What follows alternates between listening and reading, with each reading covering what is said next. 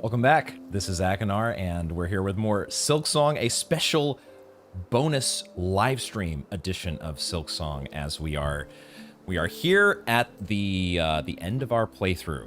This is likely our final chapter, in all likelihood, the final chapter of the gameplay portion of our Silksong adventure, and I'm excited and also nervous because it's been a little while since I did a live stream. Many of you will be seeing this probably in the VOD afterwards, but we are filming this live as a special members only live stream, and which is the first that I've done here on the channel. And it felt like, since we're wrapping things up and just tying up some loose ends here, like Hunter's Journal and other things, it felt like a good, a nice little bonus to have here, doing it live. So however you are viewing this, whether you are here in the chat or viewing it after the fact, so good to have you all here. We're back for one more set of adventures in the world of Pharloom. And yes, I know somebody in the comments pointed out to me that apparently there's a different pronunciation that most everybody else uses. I'm sticking with Pharloom. Thank you very much.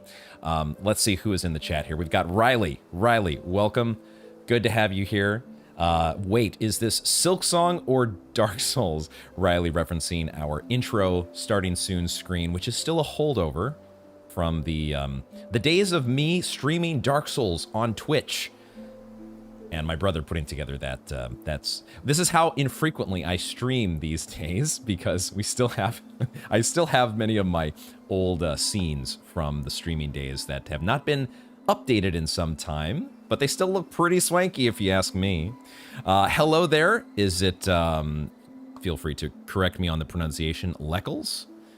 Am I in the neighborhood there? It is indeed Silksong, though. We are not doing any Dark Souls or any other FromSoft adventures today, although after last time, where we squared off against Lost Lace, excuse me, I was reminded of the fact that, or I'm not reminded of the fact, I later in editing was tallying up the number of deaths against Lost Lace, and I was a little bit surprised to find that Lost Lace is actually more deaths for me than any of the bosses that I ever faced in a FromSoft game. No other boss, including Melania, including PCR, take your pick. Nobody has beat the number of deaths that I have had against Lost Lace. So, yeah, Lost Lace was a toughie. Albeit many of those deaths happened very quickly. So I don't think it didn't feel quite as grueling an experience as something like Melania. But, because I still had so much fun with the fight, and I never really once felt tilted or anything. It just was such a blast. I really loved the Lost Lace fight. So, that is probably our like canon finale to the series, but there's still some loose ends to tie up here. And so there is more Silksong, which we're going to get into in a moment. In fact, we should probably jump into it, as I will continue to catch up with chat and try to do the streamer thing that I'm a bit out of practice on. This is your first time catching one of the live streams. I've been subscribed to you ever since your Elden Ring playthrough. One of my favorite Elden Ring playthroughs, by the way. Loved Blueprints and E33 as well. So good to have you here. The Elden Ring playthrough was a classic. And the Blueprints, we're going to be doing more of that. There's going to be more frequent uploads for Blueprints coming up here as Silksong is wrapping up. Excited to get to that. At least you don't have to get Neelan dialogue for Melania. To be fair, I don't know if anyone from Team Cherry has said Pharloom out loud in public. That's what I was wondering. I was wondering if there's actually any official word from Team Cherry, because you certainly don't hear it in-game, do you? And my explanation for the way that I pronounce it is, I don't know if we see it here spelled out in the menus, but I immediately thought of Pharaoh. P-H-A-R. That's what I connected in my mind. I was like, oh, it's probably said like Pharaoh.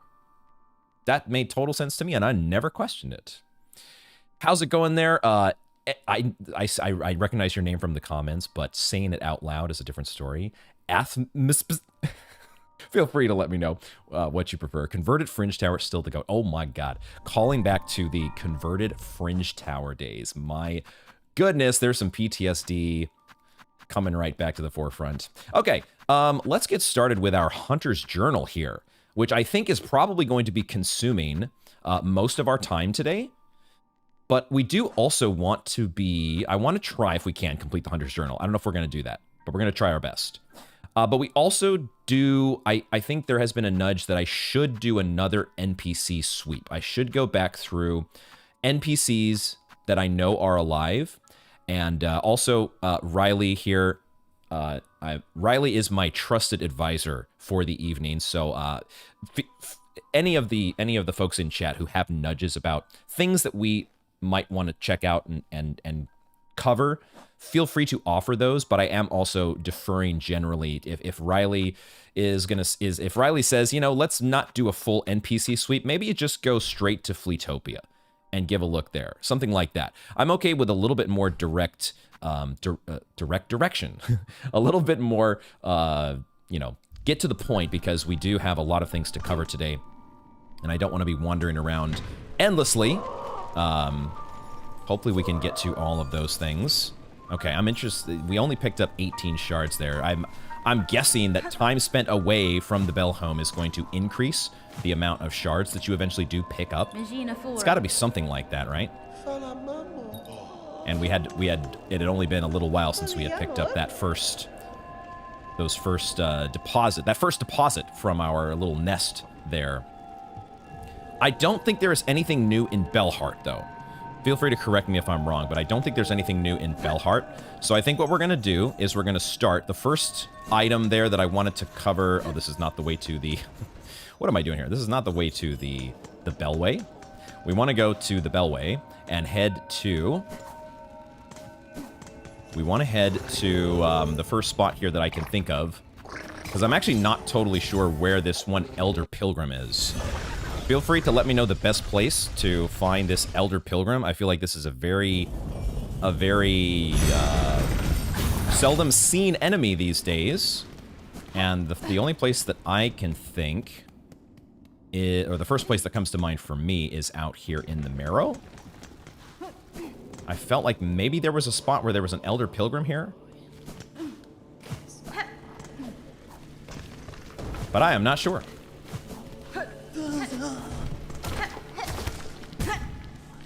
Not sure at all. What I am sure of is that I am wearing my... I do have my Shaman Crest on, because Shaman Crest OP. And I'm going to hope that that spells can carry me, although I've already taken a mass's worth of damage, and therefore I'm not getting my discount on my spells. No, this is not where... Huh. Where's the best place to go, guys, for this this Elder Pilgrim? Where do we go to find the Elder Pilgrim? I'm down for some direction here as I catch up with chat. Perfect pronunciation. Let's go. Lost Lace being more ruthless than Melania is so funny. Why? Of all things. But they really made her tough, didn't they? Okay, that is... Got it. It is... we'll go with Aaron. Good to know. Random person is here. Welcome into the chat. I'd assume if it was pronounced Pharloom, it would have an E in it. Pharloom. Where would the E be? Fair... That... Like pear? Is that what you're saying? I just went with Pharaoh. That was my thing. Elder Pilgrims can spawn outside where you got Wanderers. Wanderers. Elder Pilgrim can spawn... as in here? Is this where we got Wanderers? There is some things... I'm going to be looking forward to a second playthrough of Silksong. Excuse me. This game is so large, though, that there's certain... It is the Bone Grave. Okay, I was right about that. Let's go to the Bone Grave. Will they work? My bell babies are going to work, I think. I wasn't sure they were going to get me on this little ledge right here, but they work. Yay!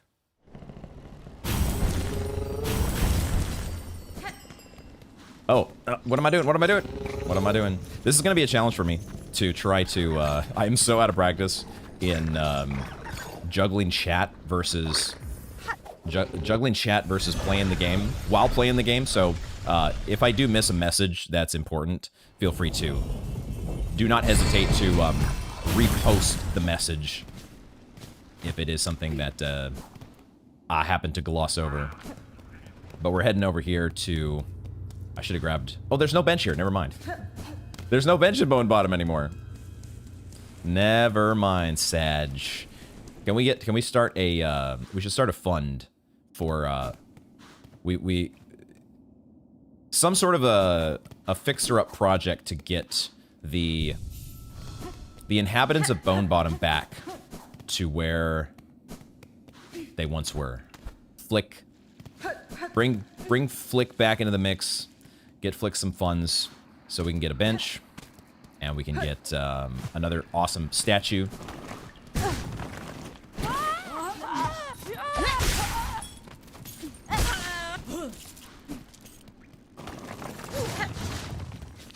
Is it a random spawn? Are these guys that spawn out of the ground random? I presume if the pilgrim is supposed to be among them. I do not remember a pilgrim spawning here before, by the way. There is apparently some randomness. Okay, is this the best place? Is this the best place? Because otherwise, I'm going back to this ruined. I guess the ruined chapel bench is not too far. It ain't that far.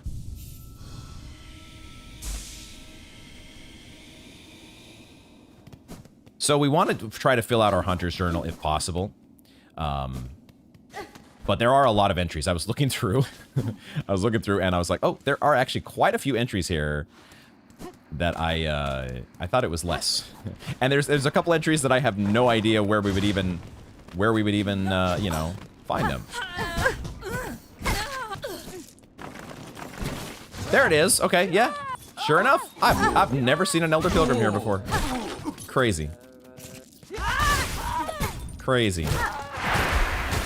Oh, you're gonna go void on me. Cool. Elder Pilgrims can appear there. Amazing. All right, I think we only need like 3 of them. So 1 down, 2 to go. Yeah, I am hoping, Riley, I was hoping that you would have some nudges for the entries that are missing. That will definitely be, I will be relying on your guidance to get us there. Because I have done as much backtracking as I can possibly do. I can do no more. At some point, you have to admit, the game is just too big, you know? It's too big. We're getting a little lucky here. Cool. 2 in a row. The world of Pharloom is too big for one person. I'm sure there are people out there who have done it on their own, have done all the things in the game that you can possibly do on your own. I am not one of those people. And I was definitely not one of those people with Hollow Knight. I had so many things that I learned from watching other people stream the game, reading other people's messages in Twitch chat, especially combat-related stuff. Getting good at God Home was definitely not something I did on my own. It looks like he likes to spawn over on the left-hand side if he does. There we go. Cool! We got him! Okay. That was faster than I thought it would be. A lucky bug to be able to grow old. Pharloom's roads take much earlier. A lucky bug indeed, and we were lucky bugs to get this guy to spawn. There we go. I think that also shows up on my cam because of my streaming setup here. My camera is in a different spot than it would normally be with the pre-recorded videos, but I think we can still read the important, pertinent information from our Hunter's Journal. So, oh, I should go back to the Bellway. There we go. The next one here, I think, is our Hardbone Elder. The Hardbone Elder, the big... Luckily, we're doing lots of damage these days, and we have a Shaman's Crest. Why am I going this way? I got to ride the Bellway. But we're going to Farfields. This one I might need a little bit of direction, but I think this is on the way to Carmelita, is where we want to go. I'm pretty sure. But we have the Hunter's Journal that we're trying to fill out. And then on top of that, there are also...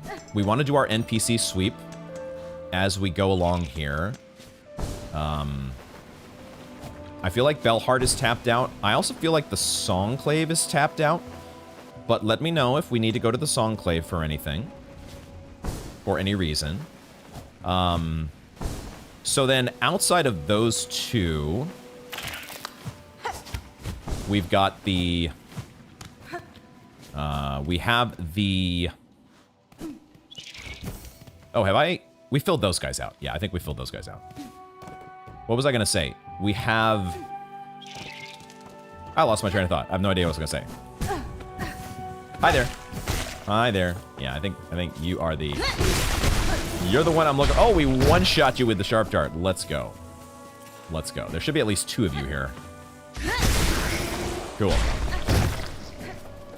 And then... Oh, there's... I didn't see that guy. Didn't see you hiding in the grass. And then, I guess, the closer bench... Yeah, there's one here by Carmelita. If Belhart and Songclave are tapped out, we could check in with our friends at the Marrow, where Flick actually is. We can see if there's any update with Flick. Let's also quickly check here where Carmelita's corpse is at. I feel like nothing would have changed, but we did see Gilly here. And I'm still wondering about... I'm still wondering about this door. I don't want to know for sure yet whether this door opens or not. Maybe it will just happen naturally as part of whatever other nudges happen. So don't give me any specific information on that door just yet. I will leave that as an open question. Like, if it never opens, don't tell me that either. Like, who knows? Maybe it's a Sea of Sorrow DLC door. I don't want to know yet. There are certain mysteries that I do want to remain for now.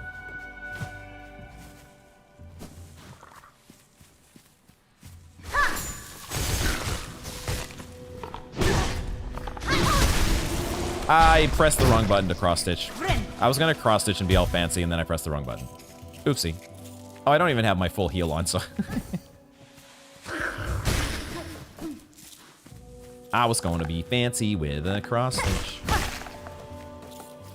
Let's see if I can actually press the right button this time. Come here. Come here. Oh, I didn't kill you with a cross-stitch. Dang. It happens so fast. The Hardbone Elders come at you so quick. Another one spawns in the room below as well. Ooh.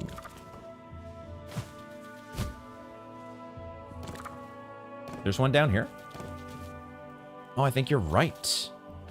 I do believe you know what you're talking about. Awesome. We're sticking with Sharp Dart. Sharp Dart is a one-shot. Okay, so cool. There's three of these guys in close proximity to each other, so this one shouldn't take all that long. It's interesting that there's 13 creatures that you've encountered but not killed. Is that what the Hunter's Journal said? Encountered but not killed. I mean, hold on. What? Encountered but not... It's just completed, right? I've killed them, but the completed number doesn't reach... You don't get that until what we just did with the Elder Pilgrim. Like, I've killed plenty of Elder Pilgrims before, but I just hadn't filled out the journal entry. But the encountered number, we're missing 3. We're missing 3 of 235. Those are ones that I have not killed at all. And I'm scratching my head. Where the heck are these things? It's probably something, like there were a couple things in Hollow Knight. I presume everybody here has played Hollow Knight, and I'm going to be, just like the rest of the playthrough with Silksong, I'm going to be mentioning things from Hollow Knight that may or may not be spoilers, considered spoilers to some people. But in Hollow Knight, they had... What was the name of the... I don't remember the name of the enemy, but it was the Crystal Bug. The Crystal Bug that you needed, the only way to kill them was by using spells. You couldn't just dink them with the nail, and that's why I didn't have them in my Hunter's Journal for so long. I forgot about the Silk Sword. For so long, they were missing from the journal.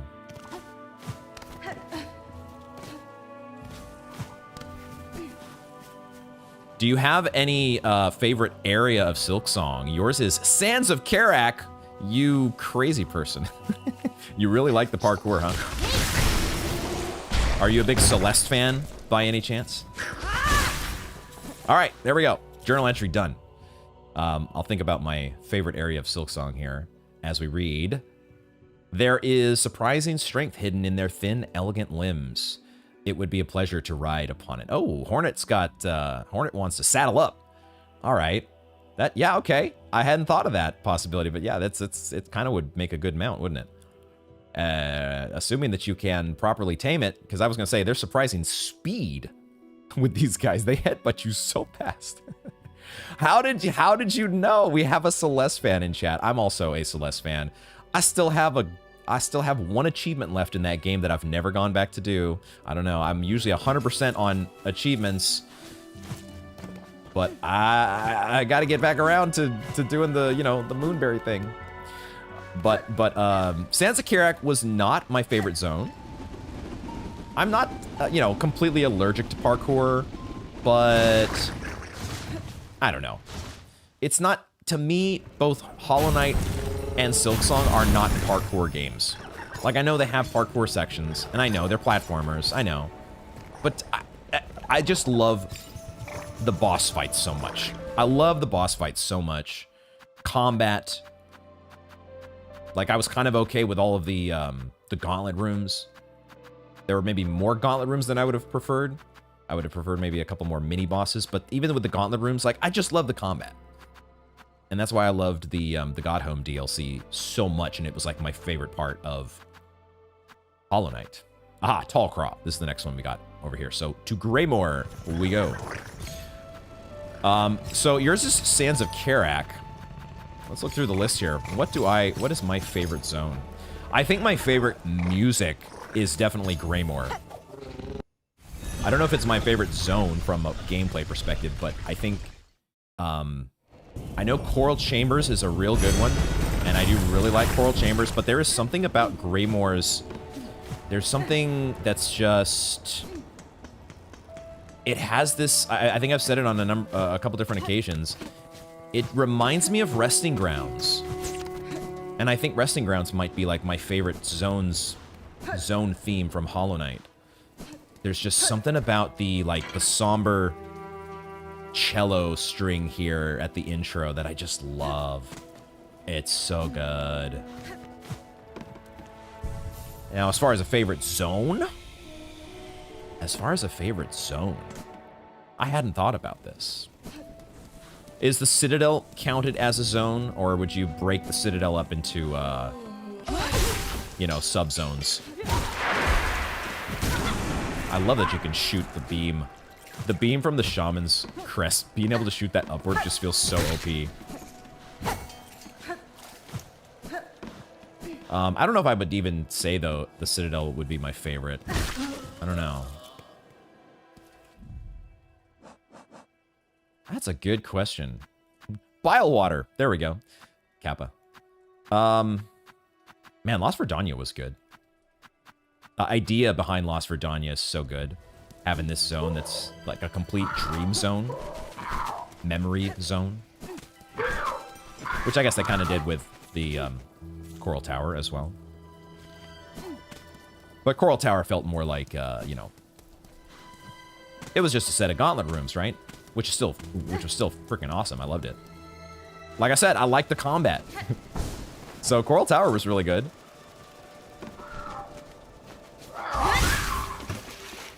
I do really like Sharp Dart.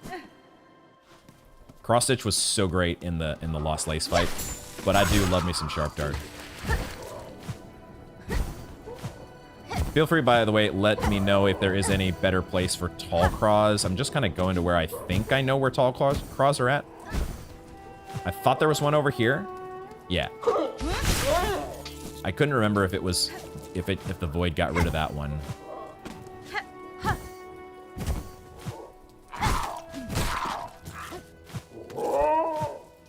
This is not a Tall Craw.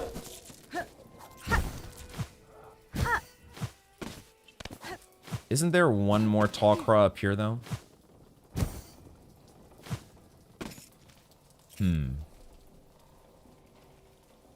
Riley is a fan of either Mount Fae or Lost Verdania.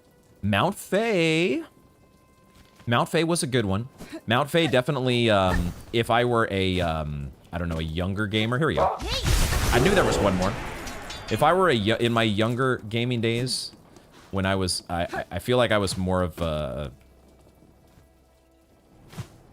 I was a little more cowardly in my younger days, or maybe not cowardly is not the right word, but I would have waited a lot longer with Mount Fae. I'd have been like, oh, I need to get a special heat protection thing before I go to Mount Fae. But now I feel like I've played enough, I don't know, Breath of the Wild or other games where it's like, hey, the game actually might expect you to suit up, just put your big boy pants on and just get going. Don't wait around. Just make a run, make a charge for it. You're gonna freeze a little bit. You're gonna be a little cold, but we'll help you out, or we'll make it doable. And I finally did that with Mount Fae, which I was proud of myself. Did you get the one where the gauntlet was? Inside the craw home? Is there still one in there? I thought there's nothing left in the craw home.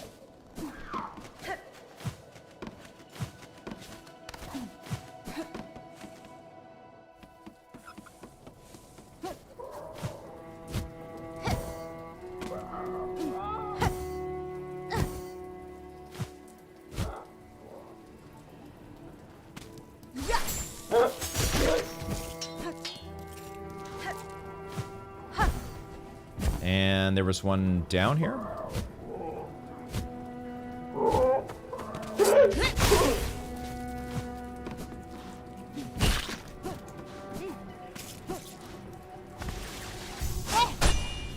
Gotta remember Silksong are the thing.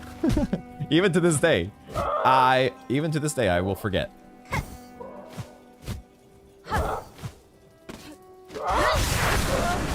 Gotcha. There we go. Tall craw, out of my game. Dork, far more hostile than their younger companions, but seemingly less likely to roam far from their nest. There we go. Okay. You believe that enemies spawn in the craw home when you go back, but you might be wrong. I think after, I feel like once we're in Act 3, let's find out for sure. But I feel like Act 3, I backtracked this at least a couple times and did not find anything here. Maybe there was a void mass at some point. Oh, there's a rat in here. Oh, there's a rat. The rats, we're the rats. I believe it is craw free though. Like I was so expecting to go into this room. Like even just now when I came in, I was like, oh, what if there's a gauntlet? what if it's like, you know, I came back the 5th time and there's now a gauntlet that was hidden before. Oh my god. That little momentary PTSD kicking in from previous gauntlets. Yeah, I mean, there's definitely stuff in here before the calamity, but it's all about the craw jurors, the jury. Everybody's on jury duty in Act 3, you know.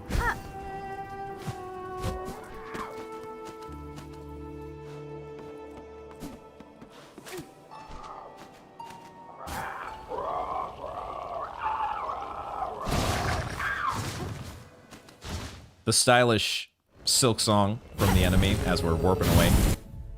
Feels good. Who's next?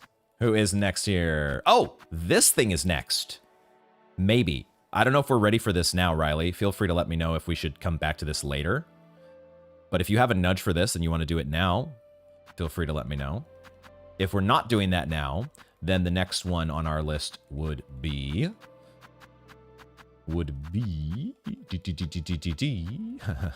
oh, these. So it's as far as in terms of chronological order. I don't know what the correct term is, but because it's not alphabetical order, it's zonological order, I think. Do you want to know the area? Okay, that's probably a good way. That if that's how you think we should start this, yes. Let me know the area that we should look for this one. Would you rather have the dream nail or the needle in IRL? Wait, what? IRL? How would I use either of those IRL? So with, I guess to read people's thoughts is what you're thinking. The dream nail lets you read people's innermost thoughts or dreams. But the Needlein sort of does the same thing, except they're singing instead, right? There might be a subtle lore distinction there between the two that I haven't thought about.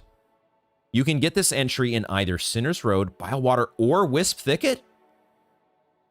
Yo, what? Okay, that's interesting.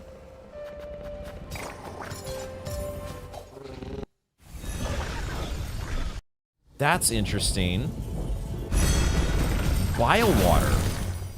What have I missed in Bilewater that is... It must be some sort of a...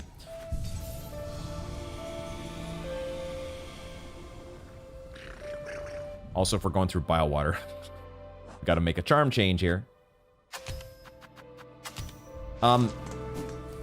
It's not the leeches, is it?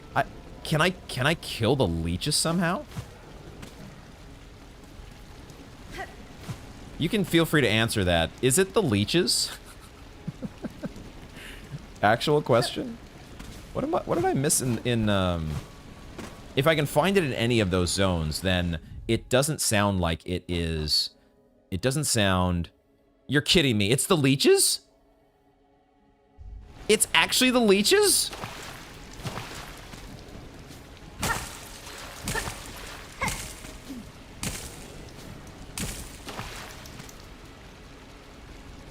It's actually the leeches. Yeah, I was gonna say, see if you can figure out how to kill them. Oh, okay. Well, hold on. Let's try the first thing here. Okay, the first thing that comes to mind, actually, if we're following just what I was talking about earlier, this falls, if this is how this works, this is right in line with what I was talking about with Hollow Knight, where certain enemies could only be killed with certain spells.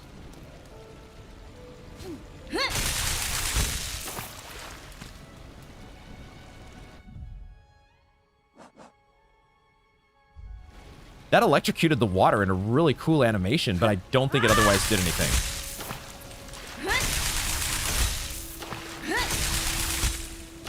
So I don't think we're electrocuting leeches, which is so unfortunate because I could have sworn that was going to work. Damn it. Huh. I could have sworn that was going to work. If it's not, I'm on the right track, huh? I'm on the right track. I don't know that I can get them with a sharp dart. If it's one of my spells, if we're on the right track, then it's got to be one of the spells, right? It's not going to be Pale Nails, because the Pale Nails is going to be like, what do I fire? What do I shoot? And then it has, okay, it does actually fire and hits the water, but then it has the same effect as the Threadstorm. Now, what about Rune Rage? Huh. Wait a minute. Hold on. Is there another way for me to modify my spells? Or a Volt Vessel? Maybe it's not a spell, but it's actually a Volt Vessel. Because I don't think I can make... I was thinking, is there a way I can modify my spells to make them fiery? We can do Claw Mirrors for fireworks. Damages surrounding enemies.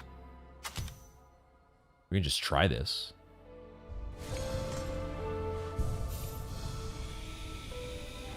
Although with my Shaman's Crest, I have to be on the ground, but that's fine. I'm still close to the water.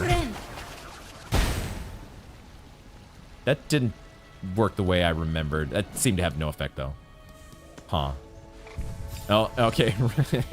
Riley is thinking up nudges on the fly here, and then potentially retracting them if they give away too much. This is interesting. I mean, Flea Brew helped us with that one Weave Nest secret, but I don't think it's gonna help here. The Flint Slate is interesting. Fire, like I feel like fire should be involved. We're gonna have to switch crests if we're gonna use these tools. I guess we're switching to the Architects here. And let's try the Volt Vessel. Although, you need it in a different mode, wouldn't you? But even this one just feels awkward. Like, it doesn't feel like this one is gonna get it done.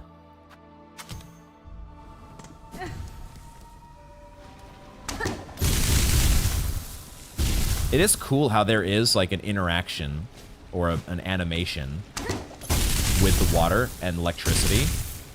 I like that, but it's not having an effect.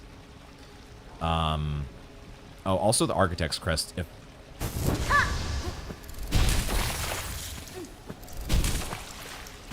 And I forgot I don't have my Wreath of Purity.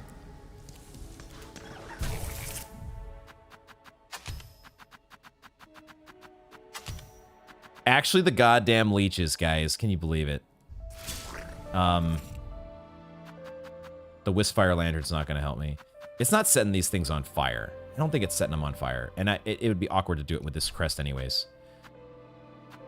If I was setting them on fire, the Reaper crest would probably be the most logical choice. But I don't think this is it. But it's like a weird, like, you pogo them. No, it's not fire. It's not fire.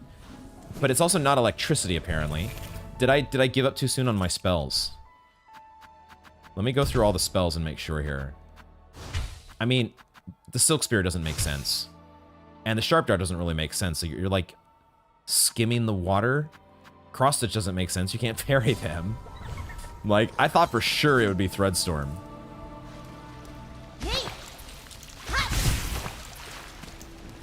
Maybe I'm hurting myself with the electricity. It's possible that the electricity is actually, you know, we could take this off.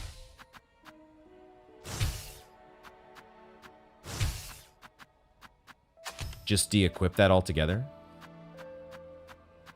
Is that ever possible?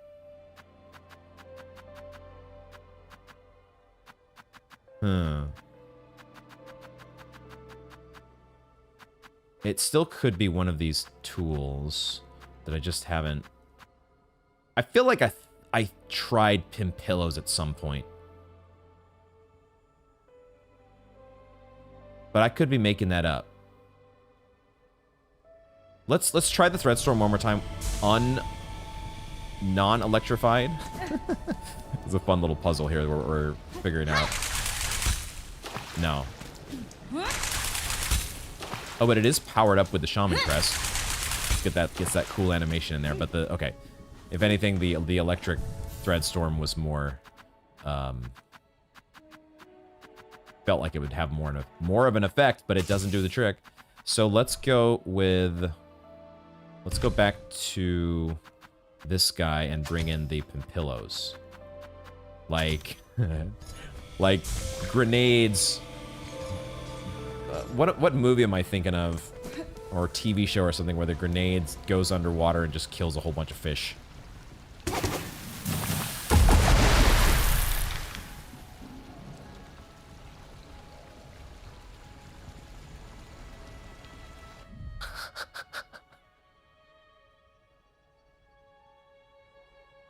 God damn, it worked.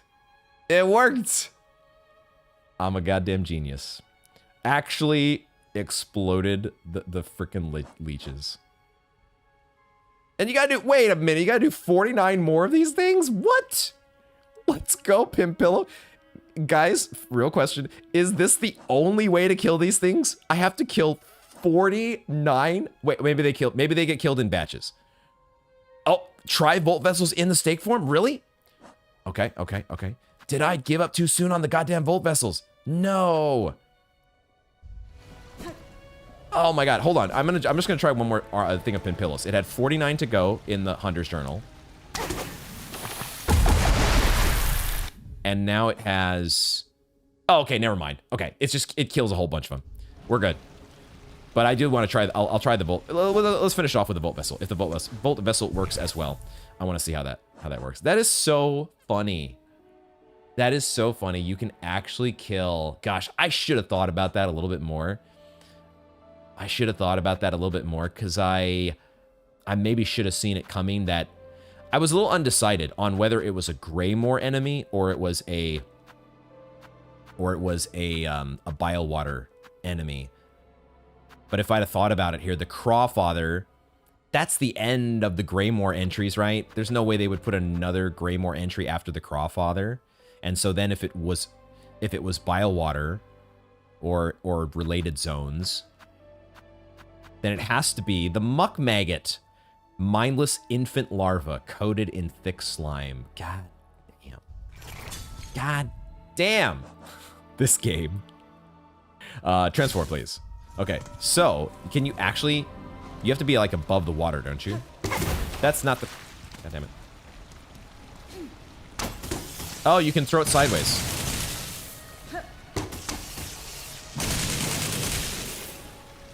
It doesn't look like it works. Am I missing? No. Am I doing it right? Were you able to get the Volt Vessels to work, Riley? Can't burn them, can't electrify them, can't stab or pierce or drill, but apparently you can blow them up. Perhaps similar to normal real life fish? Can you not electrify fish? I feel like fish would be vulnerable to electricity. You could have sworn that would work if you put a stake in the water. We did put a stake in the water, right? I think we did. Yo! Why did it not work the first time? Why did it not work the first time? Is that because I was like, did I hit the side? That's what happened. I did not get a stake in the water the first time. You're right. Yo, the Volt Vessel works as well. Holy shit. It's like a deep sea electric charge. Okay, interesting. The conch cutter doesn't do it, does it? If anybody else in chat knows any other ways, that's so cool. The anti... Oh, if only I'd known earlier. The anti-muck maggot tech. Oh my god. Wow. See, this is what I love about... Leckles didn't know this, that this was a thing. With Hollow Knight, I felt like I was learning something new all the time in Hollow Knight. And in fact, if we get around to it, if we end up discussing some lore at the end, like if we have enough time, I learned a new thing in Hollow Knight. I found a new thing in Hollow Knight that I've never found before. And maybe we'll get around to talking about that. But both Team Cherry just does such an amazing job at layering so many discoveries in their games.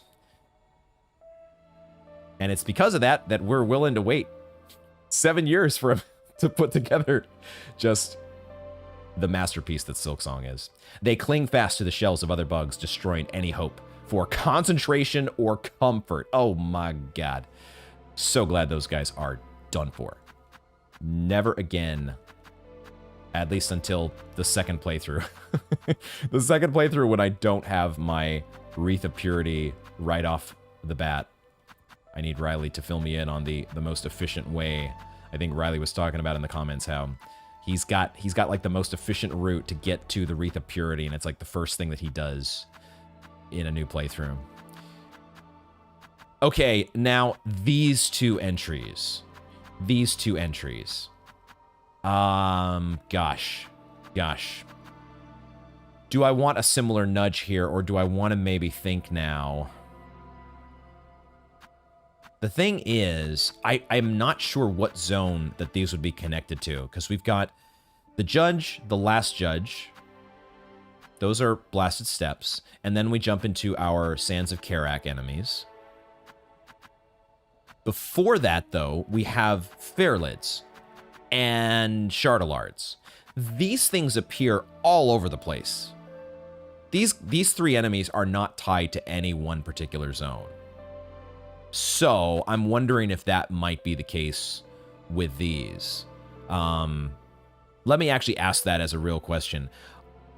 Is it true that these two entries are similar to the Fairlids and the Shardalard in that they can be found in so many different areas of the game?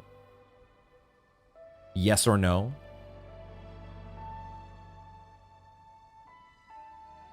That's what I'm wondering.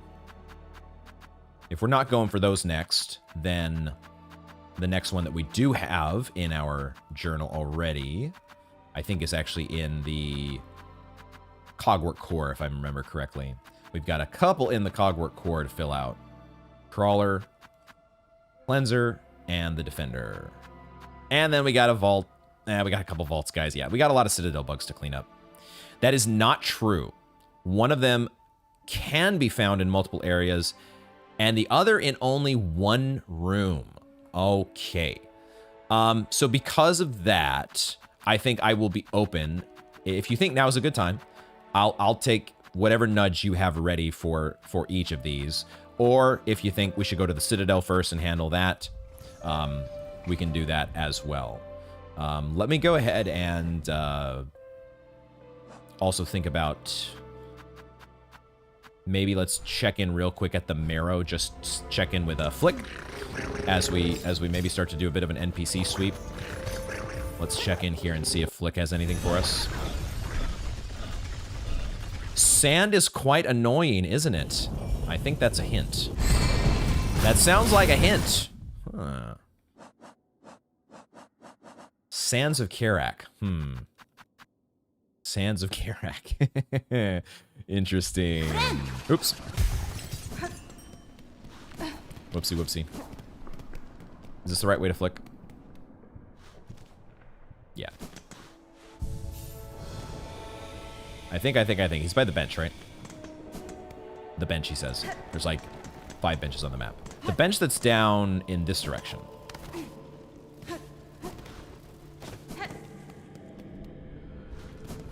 So you're telling me that Sands of... Oh, I have the wrong crest on. I was gonna sharp dart and all of a sudden a Pimpillo came out. Awkward.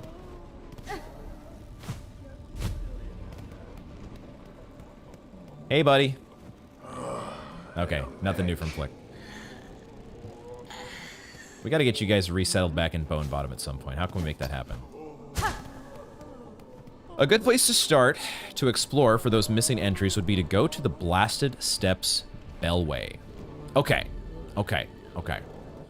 Alright, the Blasted Steps Bellway. Let's go back to the Bellway in that case. Play a little song for our friends as we go.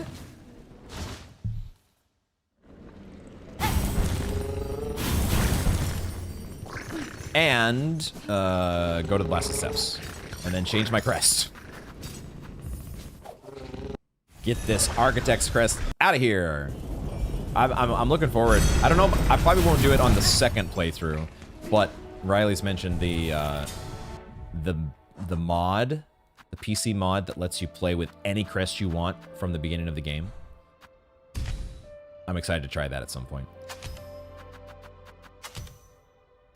What did I have here before?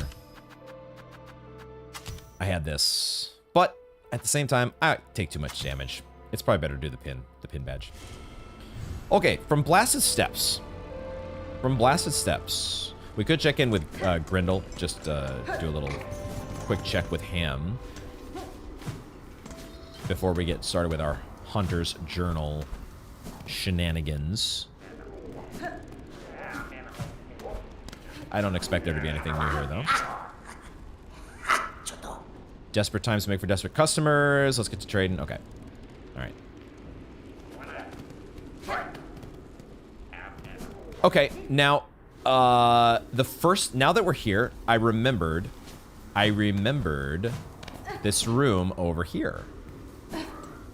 I do remember this room over here, which is a very curious room to me, but I think we did talk about this at some point during the backtracking that I did, but I'm not sure if it made the cut. I remember coming back here and thinking, you know, this is probably where the judges get trained up. Let me read this one more time. Bug-born of Pharloom, you have been chosen. May our Citadel's holy gilding harden your soft shell.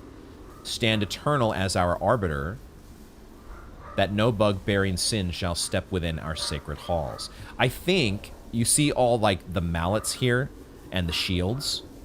And then when you go down below, this part is so loud, though. I'm actually going to turn my headphones down just a little bit because this part is kind of loud. But, well, if I use my needle in, it's loud. If I don't use my needle in, if instead I use Threadstorm. Okay.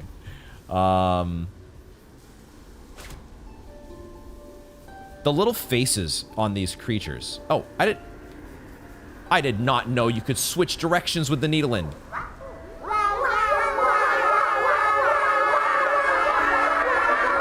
I think, gosh, they're so low. But I think all these little grublings or whatever that pop out, I think these are the judges. Or the infant judges. Not sure. But this is the first thing that came to mind here. Come out again. Can I snipe you guys while I have... Oh my god. You've got to be kidding. You know, honestly, I kind of feel bad doing that. Because, yes, they're loud, but they're also kind of adorable. And, I would have never thought in a million years to kill those poor little things. What? No way. No way. It is, I think it's the predecessor to the judge. That's got to be what it is, right? Wriggling young grub that lives in darkness. Let's get the other, we need 2 more of these guys. You waited so long for me to realize that I could kill those. Guys, I would have never done this. I'm not a cold-blooded killer. Hornet may be, but not me. Oh, that's not the one. Oh shit. Okay. I don't know if I'm gonna be able to do it now without going back to the bench. We'll see. I would just, it's not in my instinct. It's not in my nature. Yeah, we're gonna spend too much silk here. I need to go back to the bench. It is not in my nature. Oh, wait. Oh, shit. Maybe I can get him with the needle. It's not in my nature to kill such adorable little singing grubs. Come on, guys.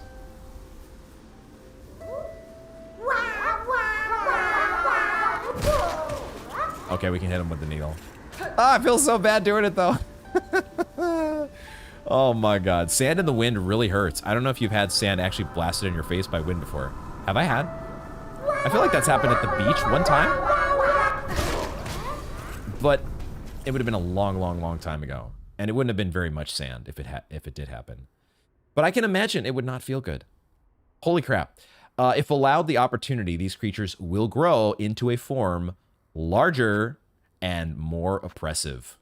Maybe even the most oppressive of them all. Because that's totally what the song, not the song, but the tablet here implies, right? These are all the grubs that are being trained up to be judges. The question, though, is who is training them? May our Citadel's holy gilding harden your soft shell. Because I still kind of have... I've been trying to mull over and think through my... collect my thoughts regarding the overall lore. And I still kind of have this question mark on exactly, like, the timeline of the Citadel. We know that the Weavers created the Citadel to keep the monarchs slumbering, keep Silk ensnared. Would it have been the Weavers? Would they be the ones who are training up these little grubs to become judges? Is that them doing that? Or, because at some point then, the Weavers start to fade. And that's where I'm a little bit hazy or unsure about exactly. At some point, the Weavers kind of start to either die off or they lose their power and their hold over the Citadel, and that's maybe when the conductors step in. We know that Conductor Balador told us about how they seized power from, did he say the fading first children? So then, did the conductors take over? And they were running the place, but weren't they constructions of the Weaver? Or were they somehow then being run by Silk? How much is Silk still controlling things, even though the Citadel was meant to keep her contained? Similar to the Black Egg Temple trying to contain the infection within the Hollow Knight. It didn't really do the job, even through that, all those efforts to contain and seal away the infection and the radiance, that influence was still able to seep out. And it seems similar to what happened here with Silk, but I'm still not exactly sure. Not exactly sure. Didn't you kill the peaceful flying creatures in Farfields when you first saw them? I mean, the brush flits? Nobody remembers that. I no idea what you're talking about. I don't know. They just the little brushflits. I don't know. They don't sing an adorable song when you play the needle in for them. So I don't know. I don't have the same emotional connection there. I guess I don't. Okay, so we've got the squirm. The other one sounds like it is like the Chardalard in that it's all over the place. So this one I might need a little bit more, maybe a little bit more of of whatever nudges are available on this. But I can also try to think, what enemy? Like, is there an enemy that I would have not thought is an enemy? An enemy that was too cute that I didn't want to kill. In the case of the muck maggots, I just never thought, like, oh, they're just in the water and you can't actually kill them. Just never even occurred to me. Everyone knows that you need to sing an adorable song or Akanar will come for you. You gotta be able to throw on the cute act. I guess I'll start making my way to the Citadel for now. As we were talking about the Citadel, let's go to the core and start cleaning up some stuff there.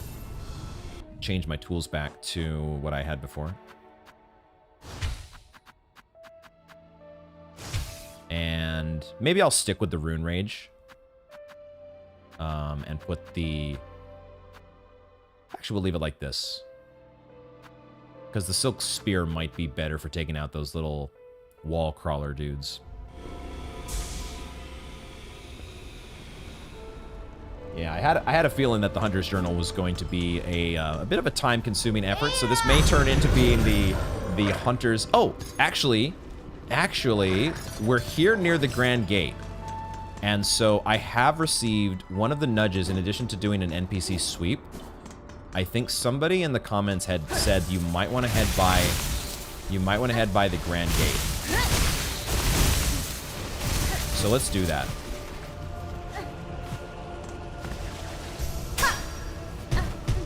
It did not get me very far. Let's go to the Grand Gate real quick.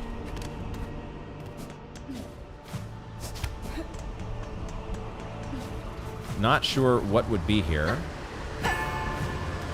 but that's why we check. The Grand Gate, huh? Could it be possible that Seth has made his way into the Citadel? In the direction of the Citadel? Because it felt like Seth was a character that we could definitely see somewhere else.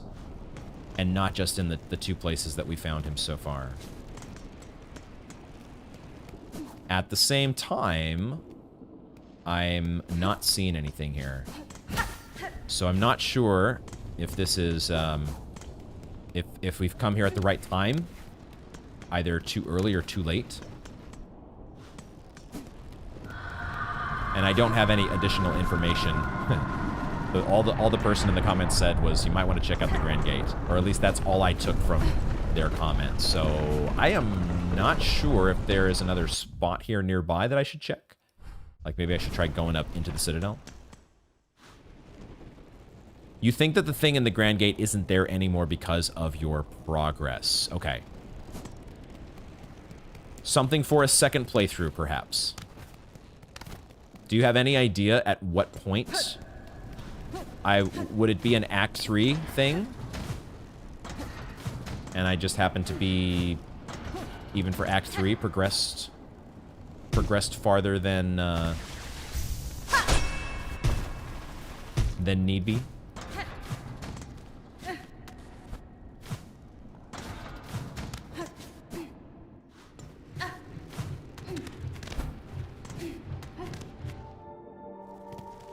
We're going to the core. So let's get up here.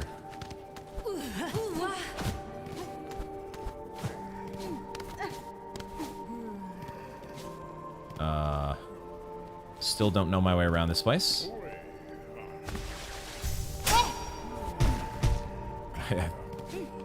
Oh, you guys are all void, huh? You guys are all void.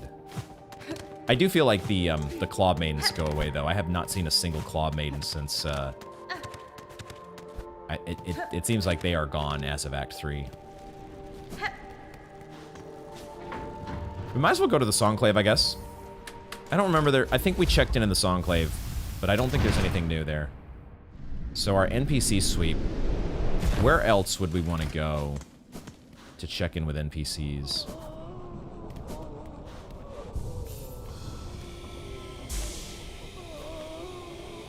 I do not know. Red Maiden. I was listening to as I was making dinner before the stream, I was listening to the Silksong soundtrack. I had passed up looking up the soundtrack previously, you know, for spoiler reasons and whatnot. But I finally turned on that Silksong soundtrack, started from the top, and man, it was so good going through and listening to all those early game zones, mid-game zones. So many good memories from the earlier portions of our playthrough.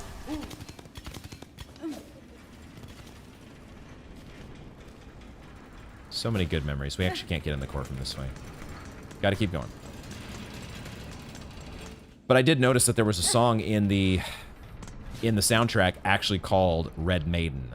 And I believe it is the remixed version of Hornet's boss song from Hollow Knight, which I didn't recognize at first when we get captured and taken away to the slab. And Hornet is essentially the boss in reclaiming her goodies. All the other enemies in the slab, Hornet is the boss that they are facing.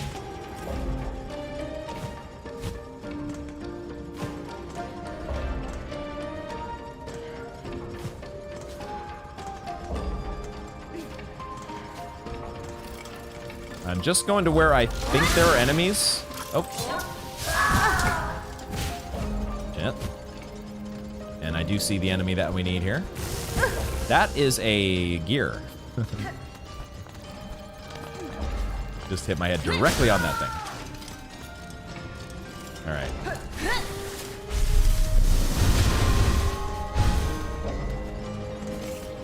Is this the only... This, It feels like... What's his name? The steamer? What is his name here? The little engine that could. The cleanser that could. I think this is the only place he spawns. Does he spawn anywhere else in Act 3? I'm just gonna keep going up and down this little spot that's kind of semi-close to the bench.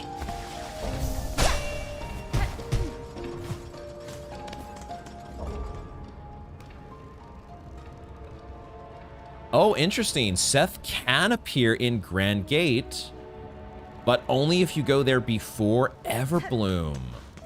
Oh. So there were certain sequencing. We just maybe didn't do our backtracking in quite the right order, huh? Because I really needed to like go back to Greymore, and where was the other place that we found Seth? We needed to go back to those two places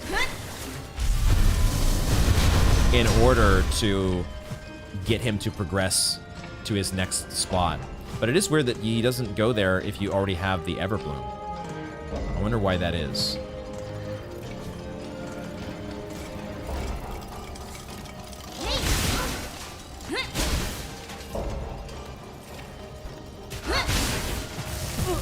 Dang it! Trying to get through here hitless for once. Imagine doing this game hitless.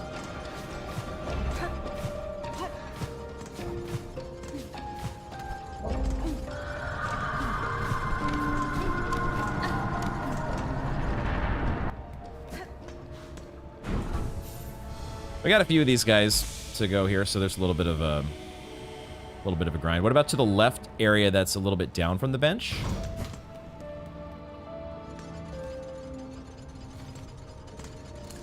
So I should get this guy on my way.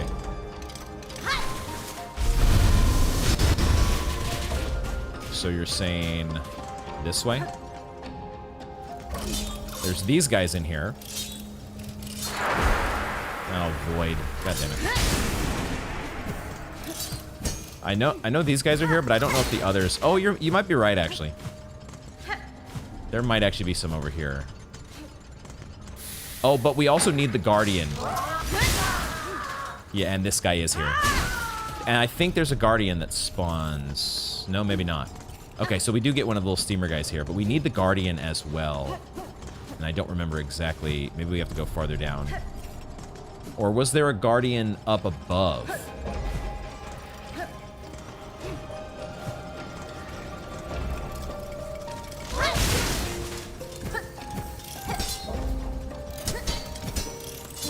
Can't hit him with my regular needle. Maybe the charge can do it. But also, this is why I put on the weave light to make sure we can do at least one spell once we've run out of our silk. Wow, this guy's sturdy. It was void, that's why. Maybe there's a Guardian down here.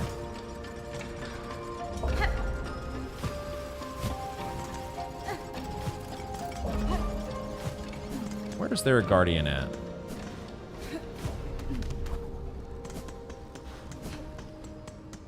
No, now we're getting over into, like, Underworks or something.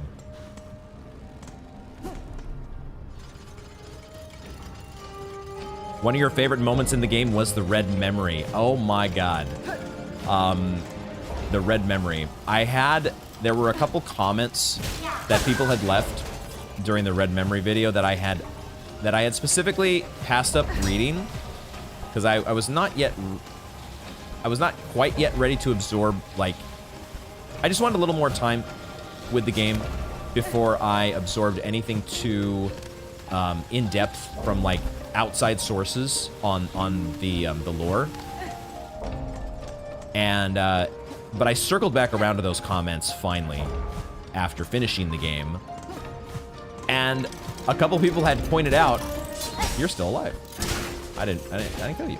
A couple people pointed out the fact that the red memory, well, they pointed out the fact that there apparently was a Reddit Ask Me Anything, an AMA with Team Cherry back in, like, 2017, somewhere around there, a long time ago, right after Hollow Knight came out. And they were asked about Hornet's backstory. And apparently, Team Cherry said the stuff that was in the red memory that we eventually learned, the fact that she's there with Vespa, she's there with her mother, Hera, she's there with the White Lady. They said that Hornet was essentially the daughter of 3 queens. Born of Hera, trained by Vespa, and actually that's where she got her name, Hornet. And that's alluded to a little bit in the actual red memory. There's a little bit of an allusion there, even though Vespa doesn't say it outright. She's not like, I will call you Hornet. But she does say, you must, I don't remember exactly what the dialogue is, but it's like, you must sting. You must, sting swiftly or something. And then she was raised by the White Lady. There was this huge part of Hornet's backstory that was filled in via a Team Cherry AMA that I was never aware of. I did not know about this AMA until reading it from the comments when I went back to, after finishing Silksong. So, because I had a conversation with my sister, actually, at some point after recording the Red Memory episode, and I talked with her a little bit about it, and she was convinced that, oh, yeah, Vespa, or the Queen Bee is where Hornet gets her name. And I was like, what? I don't remember that in Hollow Knight. Did I just miss, like, a huge part of the game? What the heck? But there's this huge part of the canon and Hornet's backstory that people have taken for granted because of information from Team Cherry that was outside of the game. But then they finally got around to the red memory, and the stuff that they had kind of unofficially confirmed outside a game, they put it in video game canon. And now, yeah, the red memory is gotta be It's just... What can you say, man? It's just so good. What can you say that hasn't already been said? The red memory, I'm gonna have so much fun. However many times I am fortunate enough to get to play this game, the red memory is going to be... Oh, you did just interrupt my sharp dart right at the last second. The red memory is just going to be one of those moments in the playthrough every time that I'm just so geeked for. So you are not alone, my friend. Okay, we got a couple journal entries to fill out here. Let me catch up with chat first. There are a few different tiny interactions with various characters like that, which only happen at certain times. Yeah, and I don't want to look those things up just yet. I do... It's a massive game. I don't even know for sure if I'm gonna get through a full second playthrough. I don't know. Time is more limited for me these days than when I was originally playing Hollow Knight. I had more time on my hands back then. But if I am so fortunate to play through Silksong for a second time, then I'm gonna hope to find some of those other interactions that I didn't the first time. Hopefully. The pathway that leads to the big circle that spins around, you know, the one that allows you to get the Vault Keeper, so there's a garden before you get to that spinning path. Ah, good to know. Okay, so we can hopefully fill out the Guardian here in a second. The upper area that leads to the right from the Cogworks, the path that's connected to the spinning pathway, I believe there's a Guardian in that little section. Right, okay, we'll look there next to get that checked off the list. Cogwork Crawler, its form is certainly based on bugs found outside the Citadel. In my own craft work, I too often look to nature for inspiration. I had no idea that Hornet was a craftswoman. She's got her own craft work. Hello, crafting hour with Hornet. I never knew this was a thing. I wanna see that.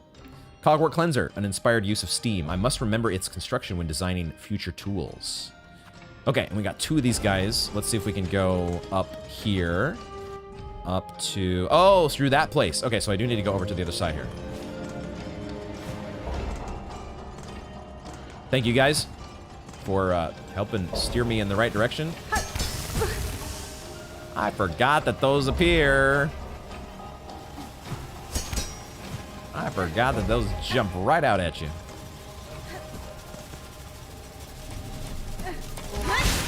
I love Sharp Dart.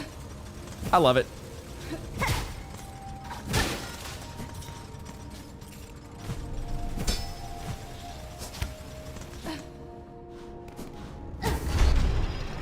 Is that the only one? That's the only one, right? Because then we go into the vaults and there's vault stuff.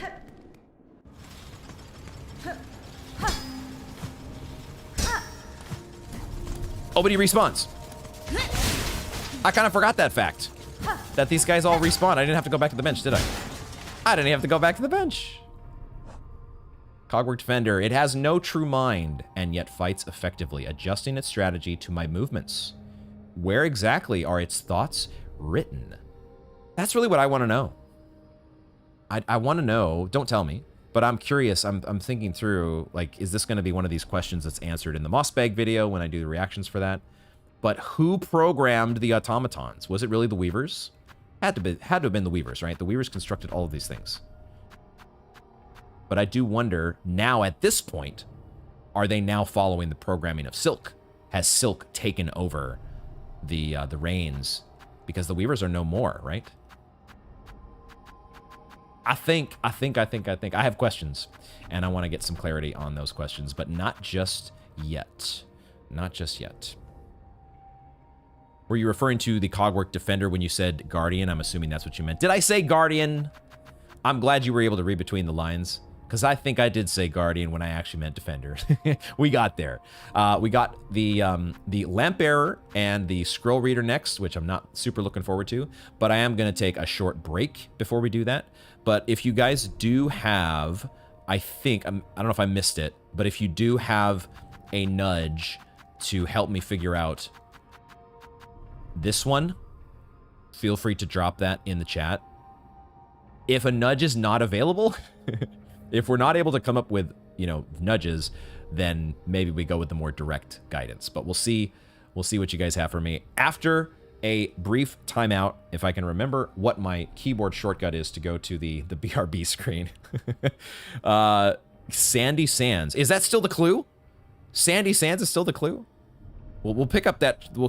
Oh, think along the lines of the muck maggots for your missing entry. Okay. Okay, let me mull that over a little bit in my break here. We'll be back in just a couple minutes. Okay, we are back. And I think I have it. I think it occurred to me during the break. I read, as I was walking back to the screen here, I read again, think along the lines of muck maggots, and then sandy sands. And those two things together, I think I have this, figured out. We need to go back to, hold on here. We need to go back. Where's my quickest way to the stag? The Bellway. I still love the old stag from Hollow Knight. He's always in my heart. Right alongside the Bell Beast. But I think I might know. It's good that we're going back to this bench, because we need to make a switch here. Probably, I don't want the Architect's Crest. Let's go with the Hunter's Crest. And I'll keep my Sharp Dart. But I will also bring back my Pimpillos.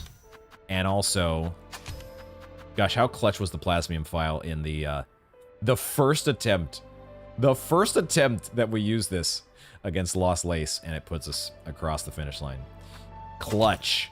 But we'll bring in our tools that we used for the muck maggots and see if those have a similar effect here on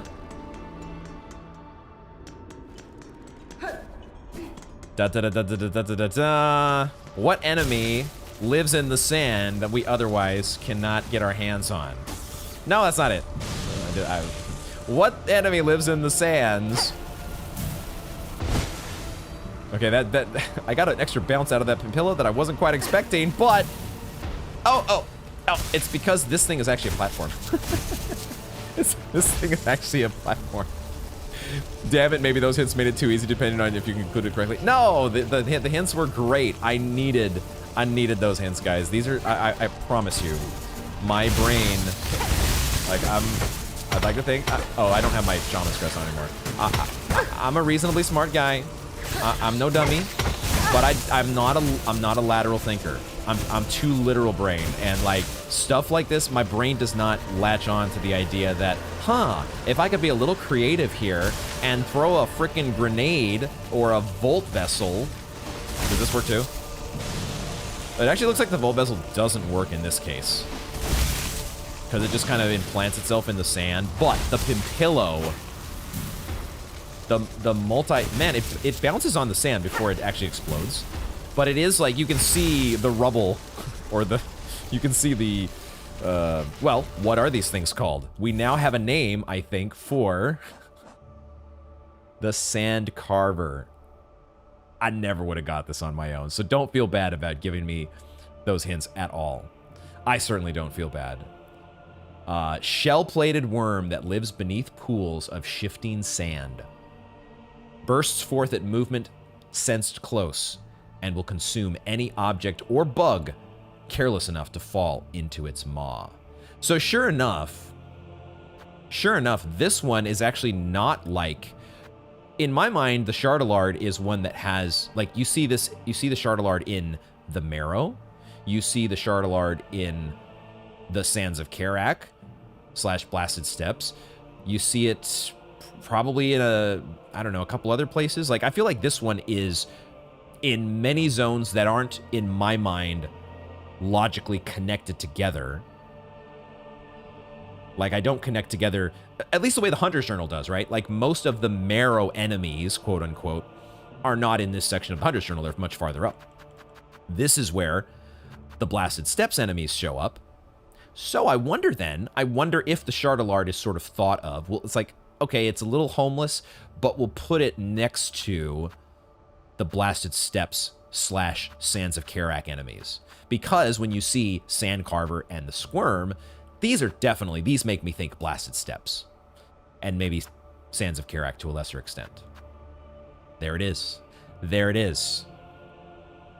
You've learned not to be too abstract when giving nudges. Yes, exactly. Because even when I am given nudges about where to look, where to revisit, I certainly know sometimes how to put blind in blind playthrough. I will walk past multiple times, walk past the most obvious, you know, perhaps literal X marks the spot in some cases. But anyway, so I'm glad we got the Sandcarver nudge there to get us on the right track. So let's continue with the Citadel. We got to go to the vaults and take care of the duders in the vaults. I believe that if you feed yourself enough times to them, you'll get the secret tool. Wait, what? Now you might be leading me down. You might be leading me down a primrose path. Don't tell me I need to be feeding myself to some bugs. Some Sandcarver bugs 300 times to get my hands on some super secret tool. Don't tell me, because even if that is a thing, I don't even know if I want to do it. I don't even know if I want to do it. Please say it ain't so. Okay, let's get back our Shaman's Crest.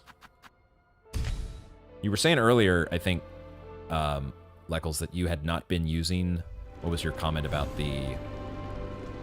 I think it might have been too far up in chat, but you were saying that you had not used the Shaman's Crest as much. It's because of my days in Hollow Knight. I was originally, like most players in Hollow Knight, a nail-only player. I just went around just whacking everything, right? As much as possible. Spells, what are those? And then I started watching some people doing Pantheons. And I saw some people doing some crazy things with spells, and I saw the light. Or in the case of one spell, I saw the dark, descending dark.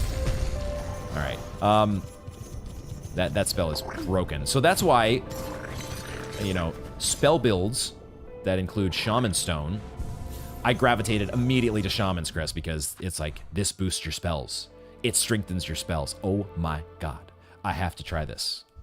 And sure enough, your spells are kick-ass when you're doing this thing. When you are wearing this crest. You only ever fed yourself 299 times, so you can't say for sure. Dang it, you just couldn't bring yourself for that last trial run to make sure. We'll never know. We'll never know for sure. Wait a second. Wait a second. Sherma is not normally asleep. Or was Sherma asleep before and I just missed it? That's the first time I've seen that. Red Maiden.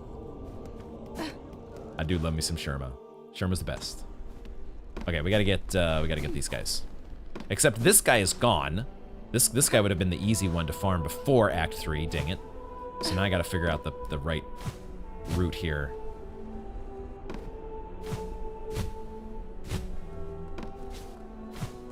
Okay. Nope, that's not the guy. That's not one of the guys. This is not one of the guys either, but I'm gonna try to get you out of my way so you're not bugging me. Now where... Isn't there a lamp bearer down here? Here we go. Okay. So, does that guy respawn?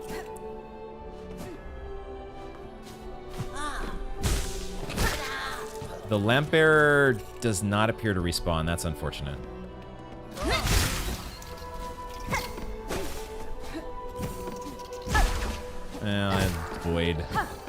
Void versions. And of course I missed you. You should not be allowed to spit goop. Void goop should be illegal.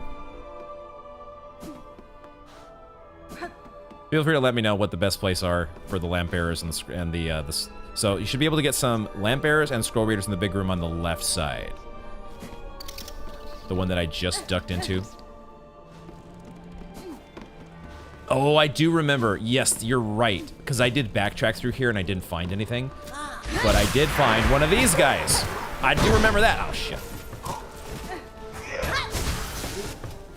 Ooh, the Silk Spear hits on the backswing there.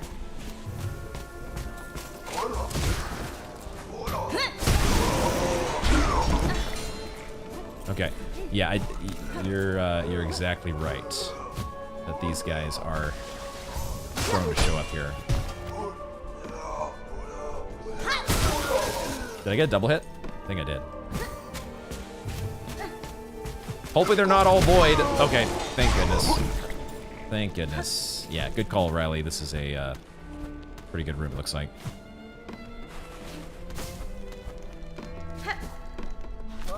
Not you. That might be... We just go for those. I don't think there's... I'm not sure if there's any more higher up. I hear one of them here, though. Where did I hear that one? Oh, it's up above me. It's up above me. I wonder how terrifying Hornet would have been in Hollow Knight as a voided version of herself. A voided version. I definitely, if we have time, I would like to rewatch a couple of the endings from Hollow Knight, as well as then rewatch the Sister of the Void ending, because there are some realizations that I've had about, well, the little Bug Knight, and the so-called Void entity, which I had not realized before. Some stuff that I had not realized, and I want to talk about it. But I also want to talk about it a little bit more when I'm focused, not on collecting Hunter's Journal entries. So hopefully we can get to that.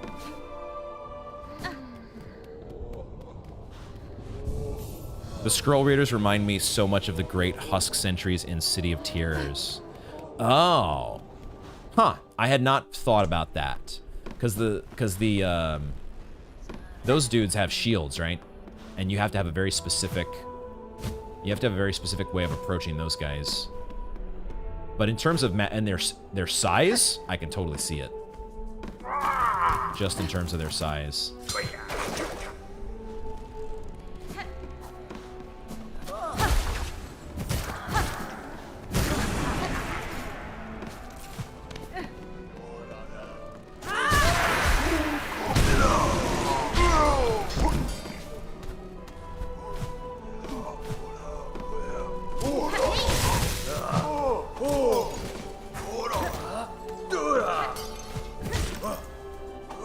Oh, I thought you were going to throw it up in the air. I thought there was going to be more of an arc to that. Okay.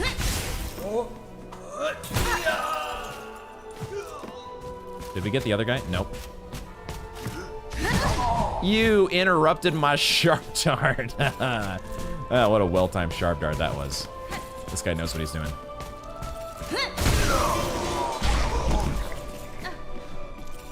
Dude knows what he's doing. And there was at least one. Yeah, here we go. At least one here. Was there not also the scroll reader here?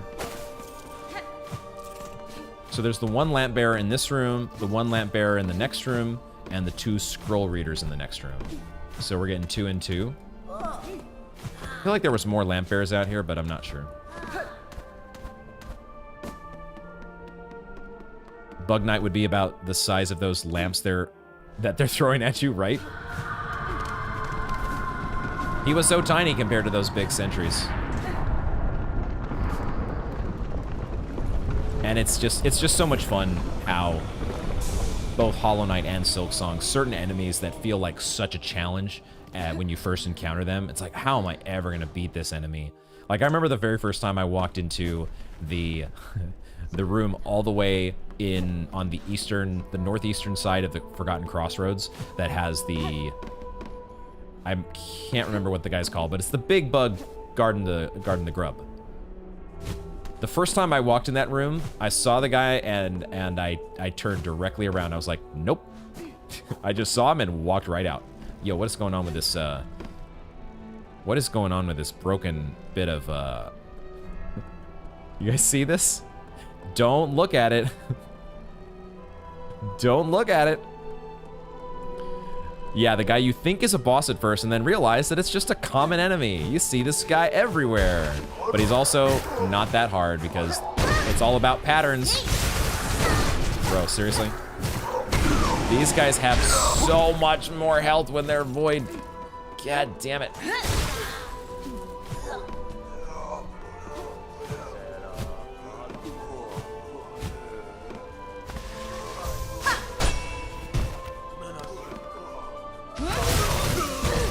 I meant to do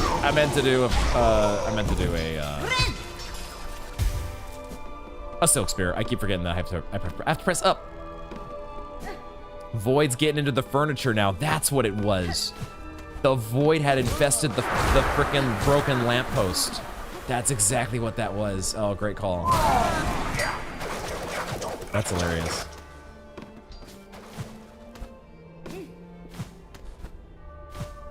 Those guys were set up specifically to prepare you for False Knight. Same attack moves, pretty much. For False Knight. Do they jump at you as well? You might be right, actually. Huh. I don't know if I'd ever thought of them as being connected to the False Knight. Huh. I'm not sure I ever made that connection. Because I never felt like I could run under those guys. Like you can with the False Knight. It feels like you have so much more time with False Knight. Are we had a lot of these guys to kill, so we just, these are just taking a little while. We got one more scroll reader, 4 more lamp bearers, okay. We're getting there. Slowly but surely. But there is one out here that I was forgetting about.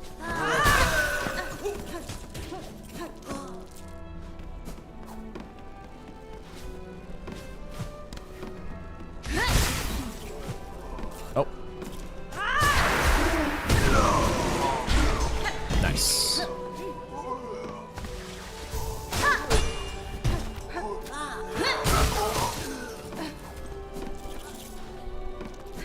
We'll check them out both together. Let's go get the lamp bearer taken care of, and then we'll check both entries.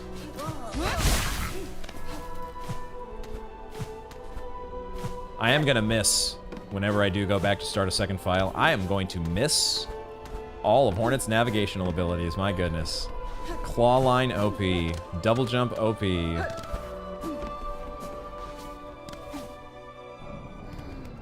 You don't know if they jumped, but they did the exact same move of slamming down their big mallet, whether jumped or not.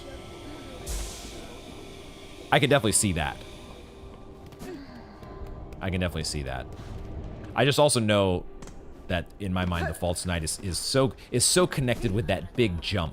Like that's one of the first tests of, because I know for the first attempt, which was my first death in Hollow Knight, my first death was False Knight. And that first attempt where I died, I was hesitating to run underneath.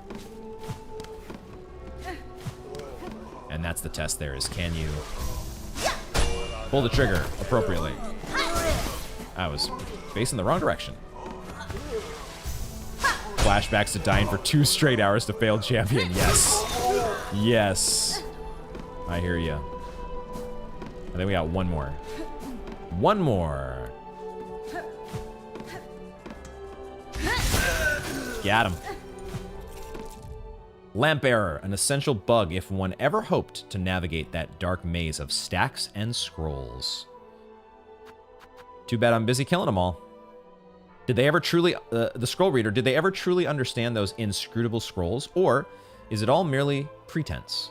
An endless act to maintain their order's station within the Citadel. They're just part of the bureaucracy, man. They know how to play the bureaucratic game. That's funny. Oh, we got a puny penitent? All right. Apparently we got to go to the slab. Cool. Let's head to the slab. It's interesting how different brains work. I was more focused on the mallet slamming. Yeah, it is. People fixate on different things. You pick up on certain details that other people may not. And vice versa. The slab. Puny penitent. This one shouldn't take too long. There's at least one of these that's up above. I think.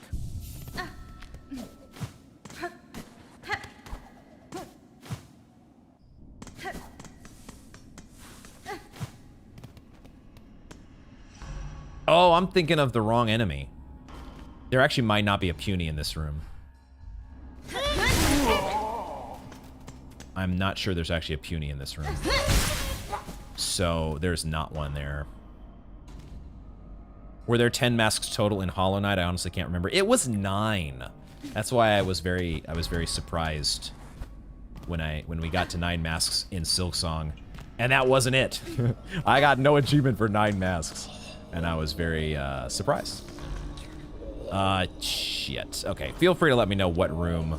Is puny only in one room? Alright, we got it. I think it's on the left-hand side, right? It's a room that's on the left-hand side. I think I remember that much. Is it only one room, though? Shit. Okay. We do what we must. At least there's only 3 of them. The slab is another one of these just awesome, unforgettable moments. Oh, that's a trap. Unforgettable moments that, you can miss. You can straight up miss. And I almost did. If it hadn't been for, you know, a certain decision that I made to try and cross-stitch a certain move from one of the wardens, then I would have been SOL. I'm so glad I didn't, though. I'm so glad we got to experience. This is another one of those that you just never forget where you were. Well, you never forget the time that you got whisked away to the slab. Every enemy does 2 masks in this game, so it makes sense. It kind of makes sense, but also, I would argue it makes less sense than going to 11 masks. If you were really, here it is. If you were really trying to get the player, if you were really trying to give them an extra buffer, if you think about it, an enemy that hits for 2 masks, like Lost Lace, I think everything she does hits for 2 masks. With 9 masks versus 10, they both kill you in 5 hits. It's the odd number of masks that changes the math. 11 masks now is where you would have to get killed. You would have to get hit 6 times to get killed. So in my mind, at least, 9 versus 10 is not like an absurd game changer. Now, at the same time, even with all the double damage, there are still instances of single damage in a lot of scenarios. So that 10th mask is not useless by any stretch. There's also healing that you do, of course. Healing happens and all that jazz. So I'd still rather have 10 than 9, don't get me wrong.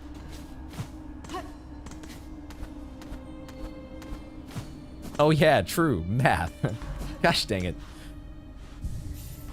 You nerds and your math.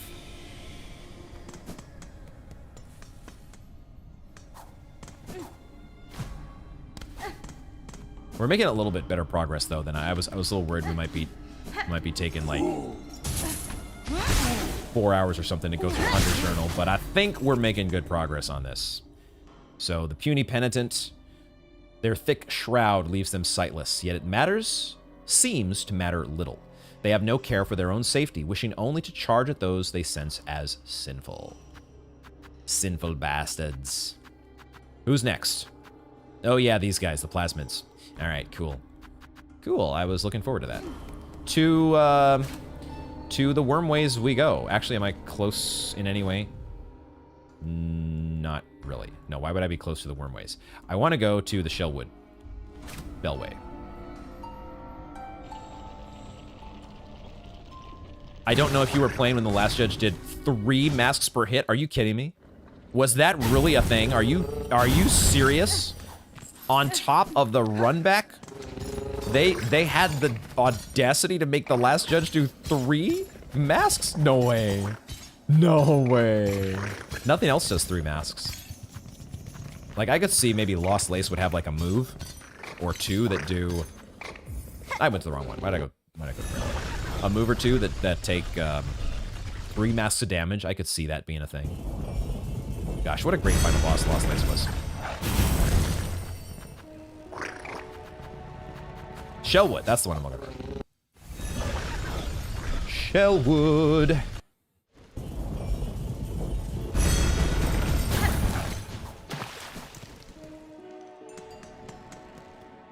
Now let's fill up on Silk. Let's get our Silk fill up. Wait, so Silk and Lost Lace have moves that take 3 masks? Wait, they do? You're right, the grabs! Why did I not register those as being 3 masks of damage? But now that you mention it, they do, don't they? Somehow I had blocked that from my memory. I don't remember that. It didn't happen. Totally didn't happen. That's cool. I'm glad they do. Because it's total... It makes total sense that those are the ultimate bosses. They gotta have at least one move that does that extra bonus damage.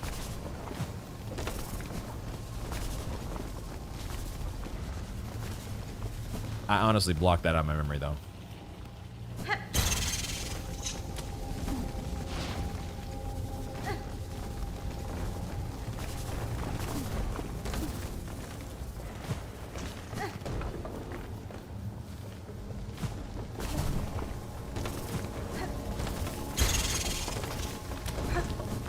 Lifeblood.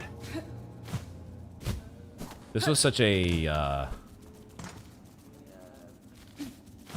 maybe not random, because they did hint at the fact that the lifeblood infection was going to spread, but it's an interesting contrast to the other infection, the other big competing infection in the game. There's at least one here, right? Okay. And that's the one we will farm, because that's the one we farmed before, for Plasmid. When we were doing Mr. Xylitol's, who is now no more. Xylitol no more. We don't get a Silksong interaction with him, right? Needlein interaction. No, we do! Did I get this already? Life for you, dear one. Life for you. Did I forget about this? Life for all. A source. I could have sworn I did not get a Needlein interaction for this. So many little details. Last Judge is a lot more forgiving with Magma Bell, too. I did use Magma Bell for that fight, didn't I? And yes, it is so much easier. You gotta have your Magma Bell, baby.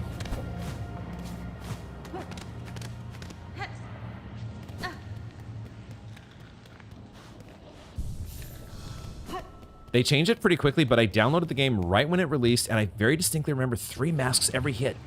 Dang. Dang. 3 masks on Last Judge. Oh my goodness. They really must have gotten some quick backlash from players to change it so fast.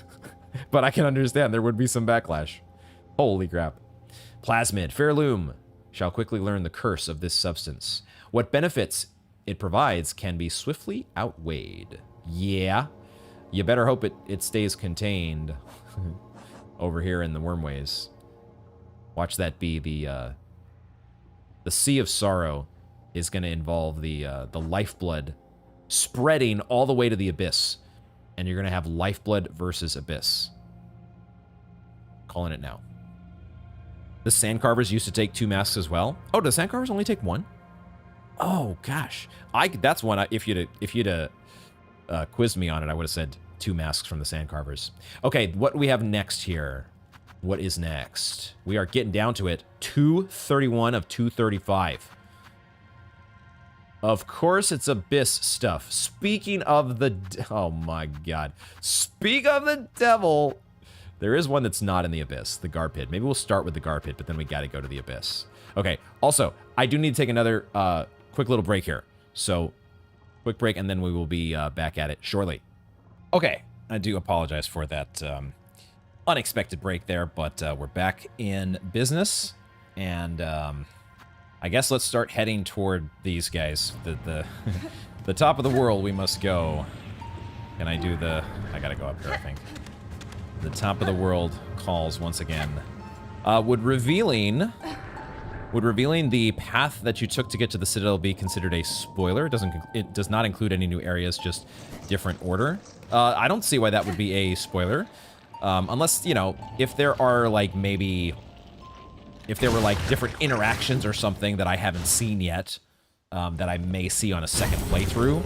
NPC interactions or other little fun little flavor things, like even those, if you were to like tell me about something that happened to you, like I probably wouldn't remember it going through my second playthrough. So if it's nothing too major, I think we've covered all the major things in the playthrough here. So yeah, feel free to share the order that you took, because I know you can definitely go through. It occurred to me later on that you would be able to make your way through like Sinner's Road, Bilewater, Phantom, up into the Underworks. That would definitely be another way that I did not go. Where's the closest? Do we actually go to? We actually go to the cradle, right? We actually have to go this way. Oh gosh, I was just here by the Cogward Core earlier, sort of. But we'll go once again from, I think, the High Halls. Nope. Maybe it's about the same. High Halls versus First Shrine. First of all, you got to Bellheart without ever going through Deep Docks. Bellheart without going through Deep Docks. Which means you didn't go through... How did I get to Bellheart? Did I get to Bellheart through Shellwood? I think I did, right? Because I ended up not going to Greymoor until much later. Is that true? Or did I come up through... I honestly don't remember at this point. It's been so many episodes, guys. I don't remember for sure. But I want to say I came through Shellwood. Do you guys remember? We're going to go up into the cradle, though. I came up from Farfields and through Greymoor. Did I really? Did I just make a beeline through Greymoor and I didn't investigate any closer? That must have been what I did.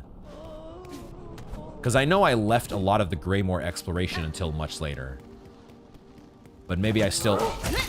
Yo! Yo! The Sentinel's here! The Sentinel's here! This is awesome!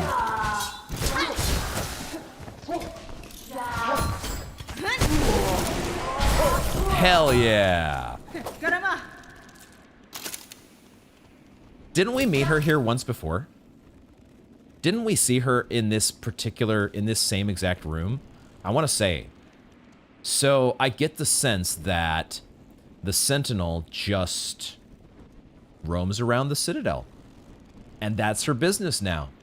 She's about her task of, you know, as long as there are, whether they're void infested or not, as long as there are bugs that are no longer following their programming, the Sentinel is on duty.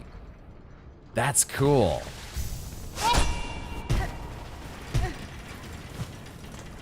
I love it. I love those sorts of things, man. They make Silksong so good.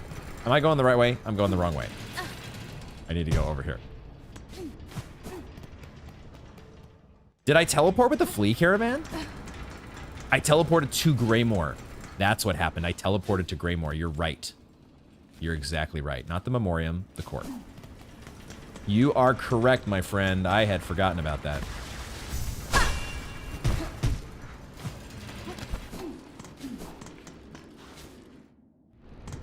Is there a bench here? Do I need to... There's no bench. Let's... hopefully it'll be fine. Hopefully it'll be fine. Everything will be just fine.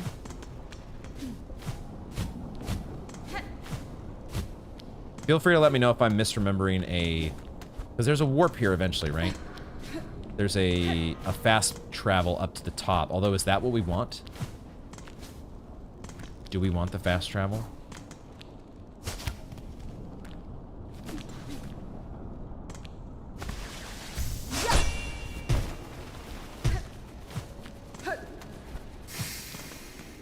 Just let me know if I'm going the wrong way. That's basically all I want to know.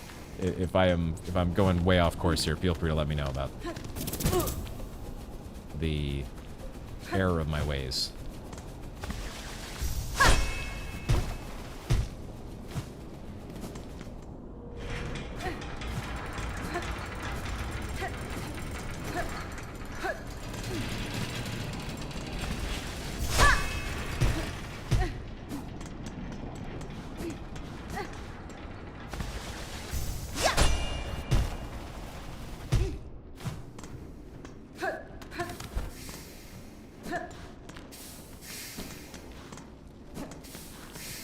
Which is the right way here? There we go. You thought that I needed the dash for... Oh, the route that Lekos was talking about. The way that you did it was by grinding the marrow and using the simple key. Okay, going through the wormways to Shellwood and then into Belheart, which you don't need dash for. Is that for real? No dash required, huh?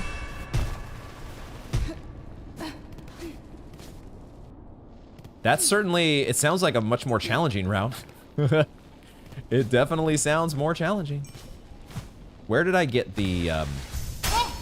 Where did I unlock the secret path here? And does that make my life easier?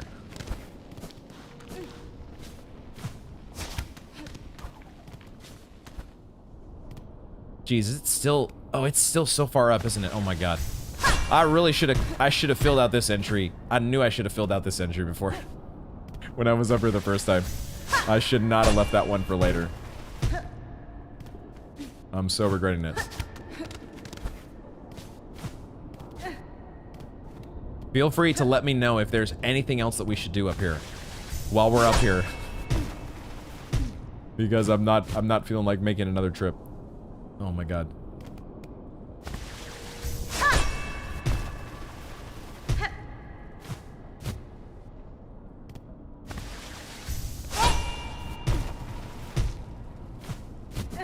Missed it.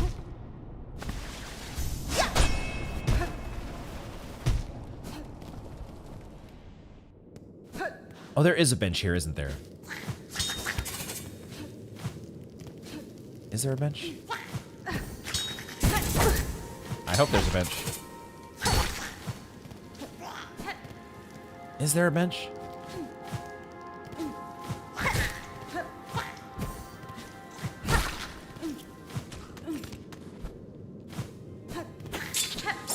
Oh, shit. Well, I gotta heal. I need to heal.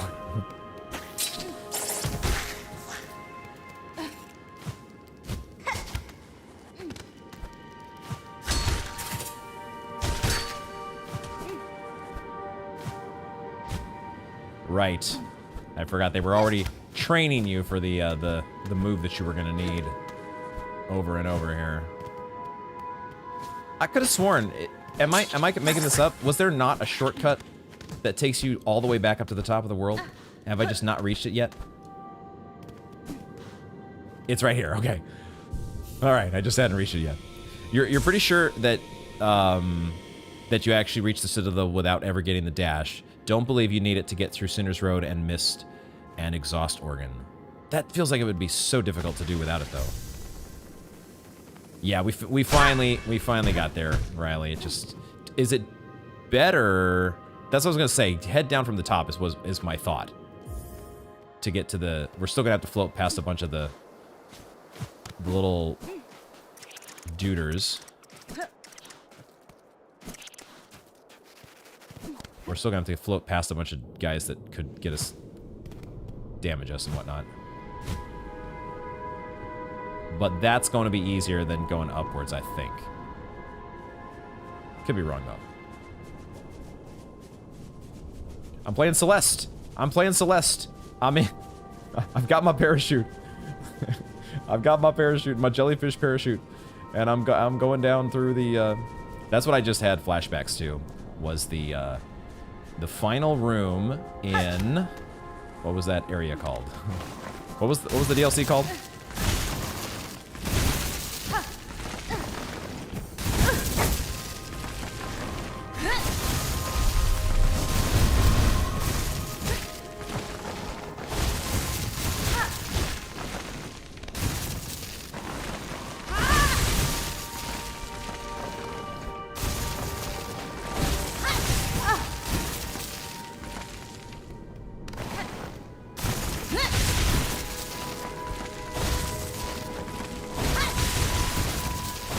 Got him.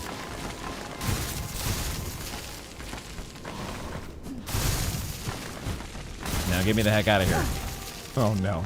Am I gonna have a safe place to kneel in back? Can I do a kneel in here? Bell babies, come get me! Shit. Oh my god. Okay, I think I'm safe. I think I'm safe. The bell babies still don't... They're like, hell no. We're not coming to get you. Are you kidding me? Garpit, a common enough bug, though not to be underestimated. The acuteness of their other senses more than makes up for their lack of vision. These have got to be related to the Garpedes, right? These have got to be related. They look exactly like them, just much smaller. And much more destructible. No, god damn it. Okay. Can we make it down? Can we make it down without dying? I'll just keep charging on it.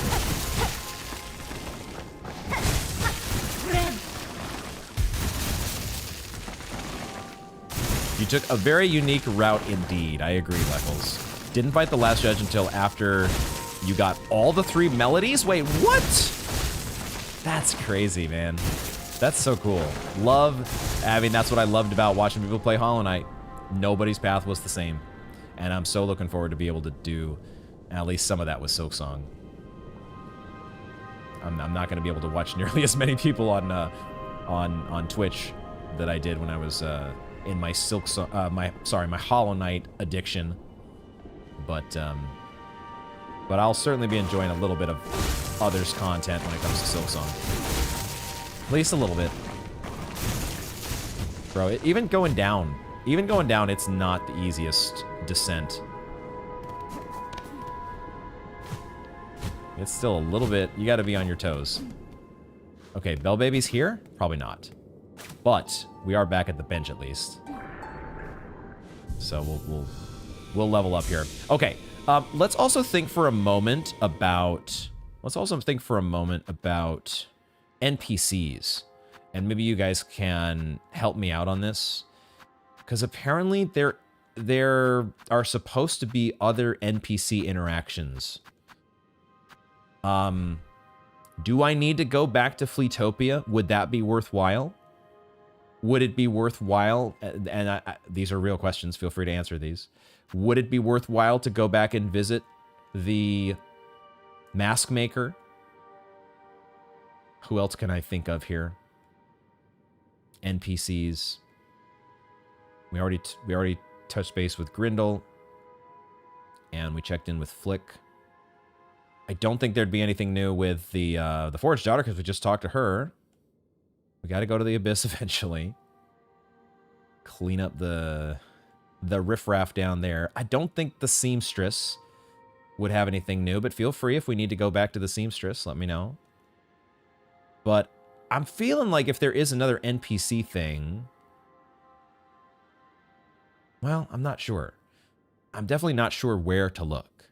There is one Act 3 exclusive NPC worth revisiting. Act 3 exclusive. Act 3 exclusive. Am I going to be able to think? Am I going to be able to think of the 3rd act exclusive that is worth revisiting? The shamans are gone, right? The snail shamans are gone. We've done Carmelita. She's dead. We've done well, I mean, the one I'm thinking of is Seth. But I don't know where to find Seth. Who else would be an Act 3?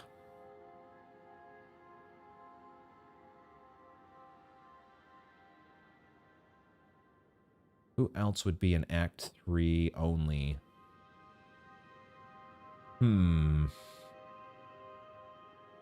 It's not immediately coming to mind. And I'm thinking I might just have you tell me the zone. I'm thinking I might do that. We took Eva's essence, melded it with our own. Act 3 only. God damn. You all ready for Team Jerry's 3rd game, Frog Flight? Frog Flight? What? What? It's got to be a meme that I'm not aware of. Okay, feel free to tell me the zone. Feel free to tell me what zone I should be thinking of.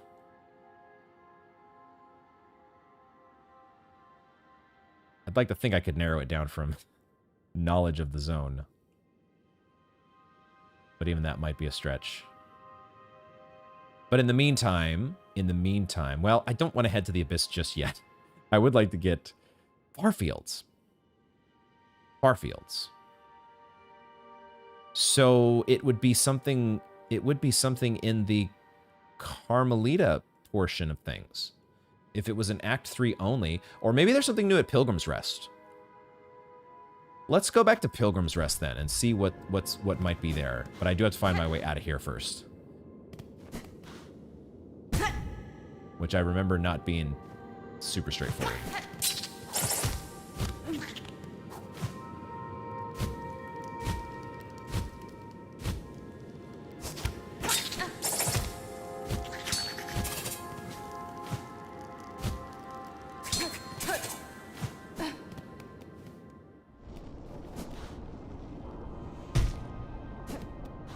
Man, it is actually a headache to get out of here. It's a headache and a half. They really intended you to just do that once.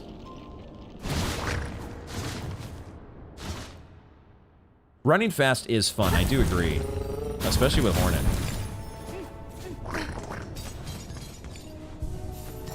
I can do this in Farfields. Let's go with Farfields. Farfields. Farfields.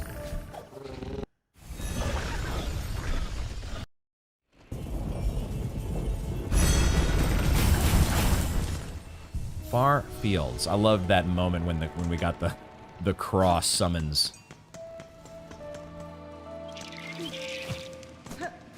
Scared the heck out of me.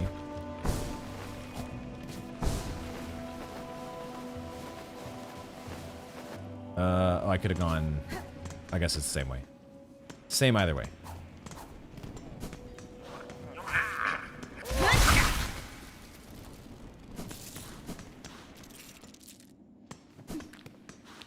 None here. These guys are gone. If it's Act 3 only, it's got to be somewhere on the way to Carmelita. That would be my guess. But I don't remember us running into NPCs. So maybe I just need to retrace my steps. Oh, you're saying running as fast, that's supposed to be a hint. Oh. Oh. Oh. I know what we're talking about. I remember now. Holy shit. How did I forget? Okay. I'm on it, guys. I'm on it. I'm on it. I'm a little dense, but see what I'm saying about the more direct hints are probably for the best. I appreciate the subtlety there that you were trying for, Leggles, but I'm sometimes they are lost on me. I just ain't that clever.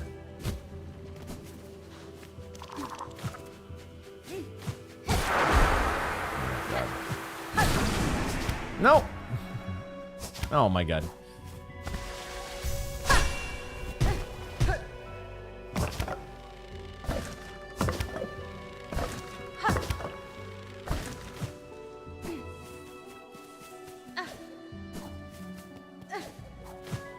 I definitely ain't as clever as I'd like to be. But I do love Clawline. Clawline's OP as hell. I just rolled with it. I was just like, because that's my literal brain. My literal brain is like, oh, okay. Leckles is making some, meme about frog flight that I don't fully understand. And that he likes running fast. And I'm like, okay, cool. Yeah, I like running fast too. Awesome. Whee! Whoosh! Runs fast right over my head. We have not checked in with the Sprint Master in a very long time. And I would not have thought... I would not have come back. Oh my god, he's got something new for us. Oh my god. Nimblebug, you returned refreshed and so perfectly timed, for I have a new challenge prepared. Oh my god. The course shall remain the same as last, but length, the laps will greatly extend. Greatly? How greatly? You propose a test of endurance? I have undertaken many in my time. Excellent, excellent. Though no, for this race, I can only provide slight reward for victory.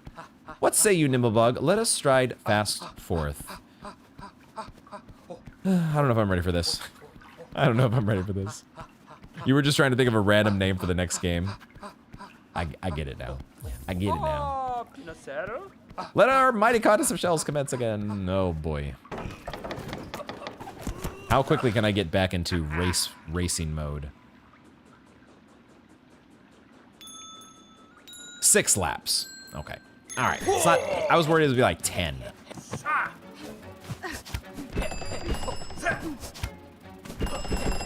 Not up to a great start. Not up to a great start. I ran out of silk. I do not remember how to do this, guys. Ooh, is this worth doing? Is this really worth doing, guys?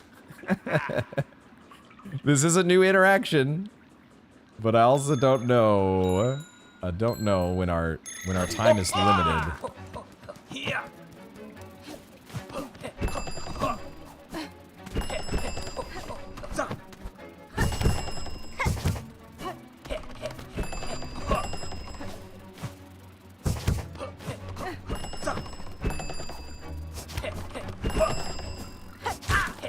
Oh, right, we can stun him. I did forget about that.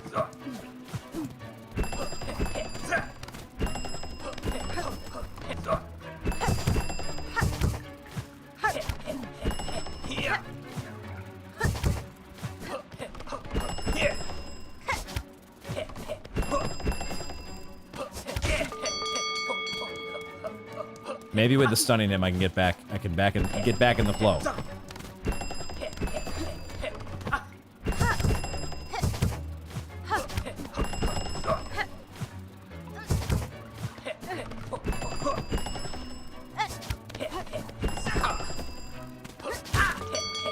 Yeah, it's almost better just to wait for him there. Nope, oh, I got...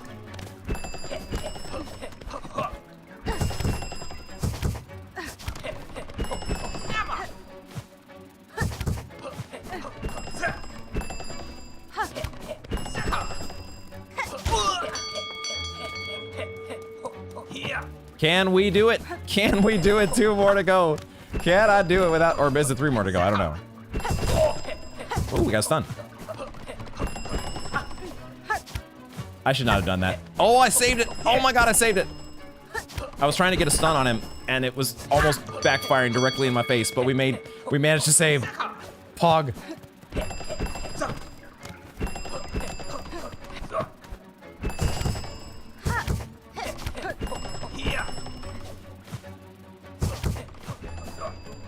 But he's pulling ahead here.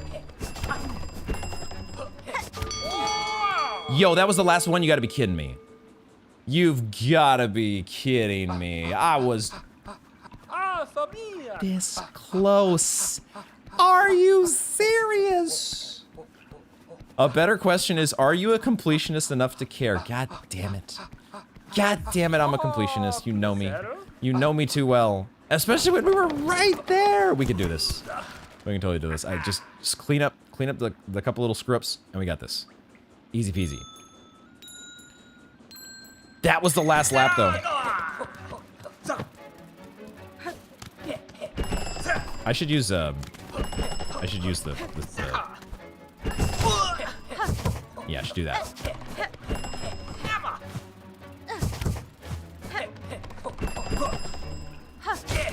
Nice.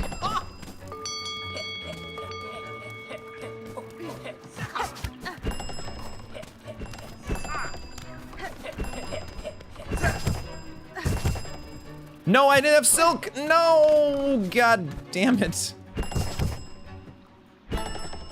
God damn it. I went for that one greedy, I tried to squeeze in a claw line where I had not done one before. I don't need the claw line when I'm on the ground. Just let Hornet do her thing. If you have a chance to claw line him, that's a different story, because then you can slow him down. But otherwise, just keep running. You only have 3 things of silk. You don't have your weave light.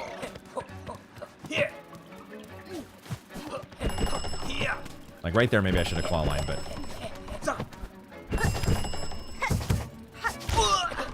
Nice.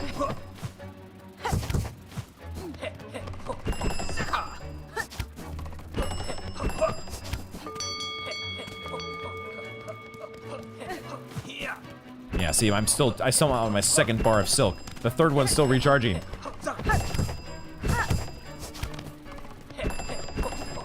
Fortunately, we get one back by this point. No! Oh my god. Now, I gotta be careful here. I'm only gonna have the 2 bars. There we go.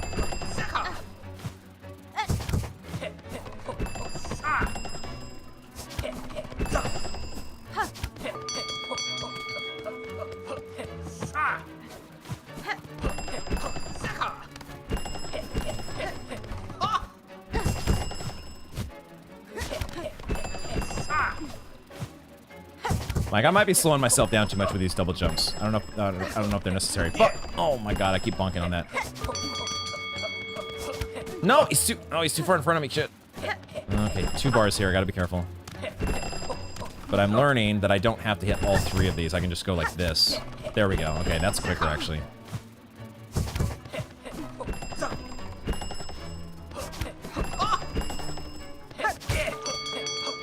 Last lap. Don't screw up.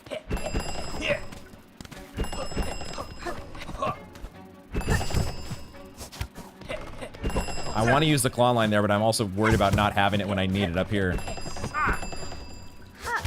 Let's go. Let's go. Hell yes. All right, okay.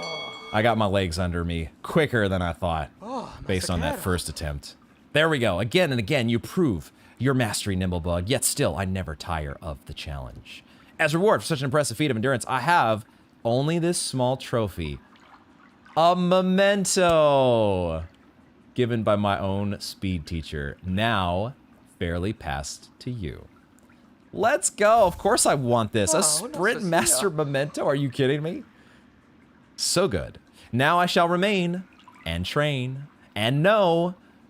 Though I though I have no more rewards to give, you are welcome to grace my track as many times as you wish. Gosh, how did I forget all about our Sprint Master out here stretching out? How did I forget about our friend out in Farfields? I feel like there's been so many things that, like, this playthrough has just lasted so long that I've forgotten too many things already. Excited about doing that second playthrough. GG's! We got there, guys. We got there.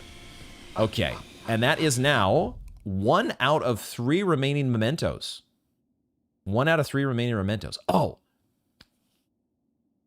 Don't tell me. But I'm guessing now that one of these mementos we're going to get for the Hunter's Journal. Don't tell me. But that's the thought, the realization that I just had, is we're probably getting a memento from New. Okay. But then that still leaves 1 memento to go. 1 memento to go. Okay, unless Riley or anybody else has a nudge for further activities before we head to the Abyss, I'm going to head to the Abyss. I'm going to do it because we got to do it sooner or later. So let's get it out of the way. Nope, I can't do it in the spot. Got to be out in the open. Speed is strength. Movement is life. Do you think Blueprints or Elden Ring is going to end up being your longest playthrough? Oh my god. Oh my god. I would not have thought to ask that question.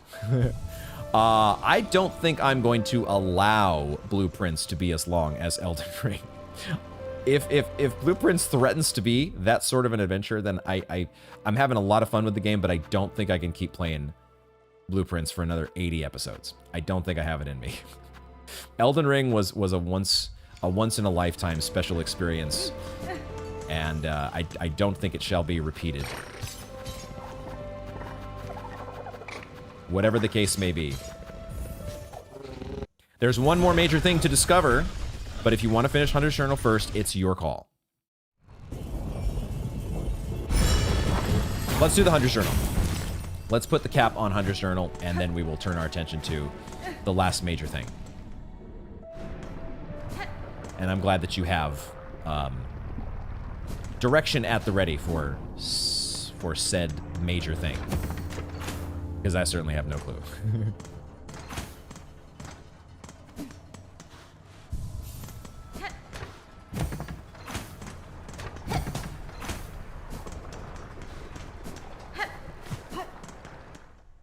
And I do want us to be able to bring some finality to the playthrough here on the channel.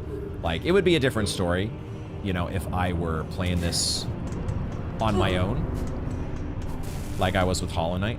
It would be a different story. Like, I would be totally fine just kind of letting certain mysteries stick around. Like, I'll leave this file where it is, and I'll see what I can find on a second playthrough. And maybe it'll occur to me what I missed in the first time around, right? I would be totally content with that. But we're doing a playthrough here, and you all are along for the ride, and I don't want everybody to be waiting for me to finish up a second playthrough to put the finishing touches on a couple little discoveries here. So, I'm more than happy to have the direction to get us going, spur along our discoveries. All right, back into the abyss. My favorite place. Cadestre.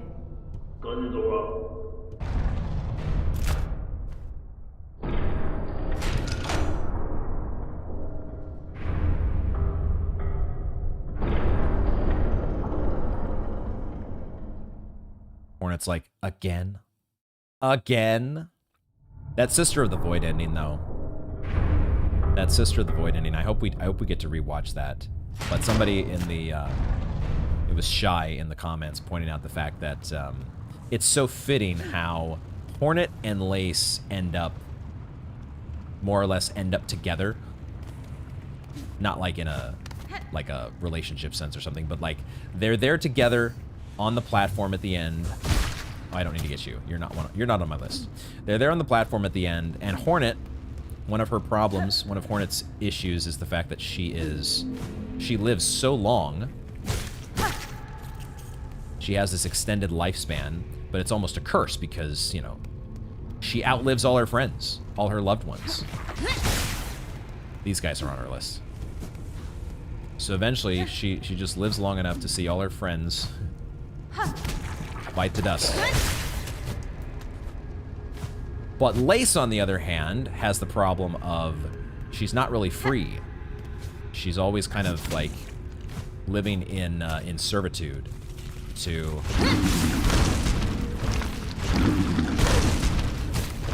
the grandmother. I don't have any silk. I don't have any silk. I have no silk. And now I'm panicking.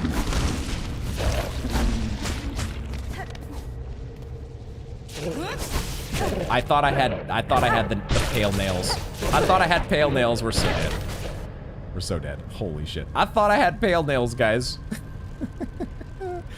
Takes one step into the abyss, instantly destroyed, instantly demolished. It's those damn gloom gargants, you know.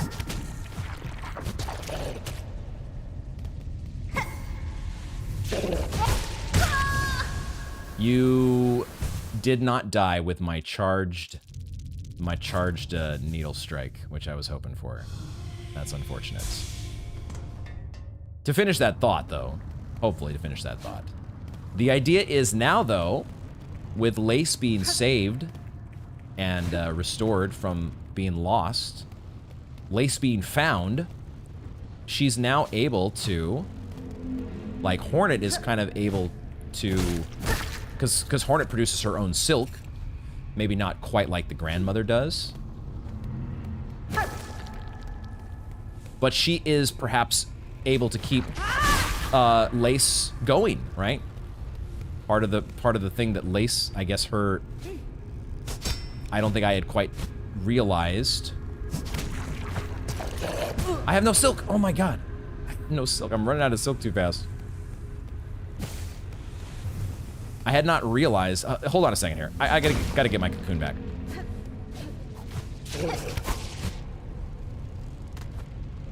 First things first. Cocoon.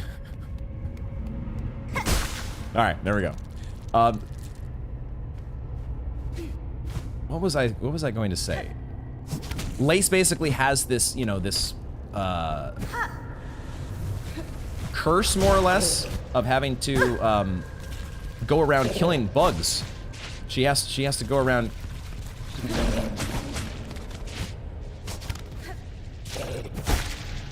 Get you out of here. She has to go around killing every bug in sight that she sees because that's how she lives. She needs silk. And if she has to get it from bugs, that's what she's got to do.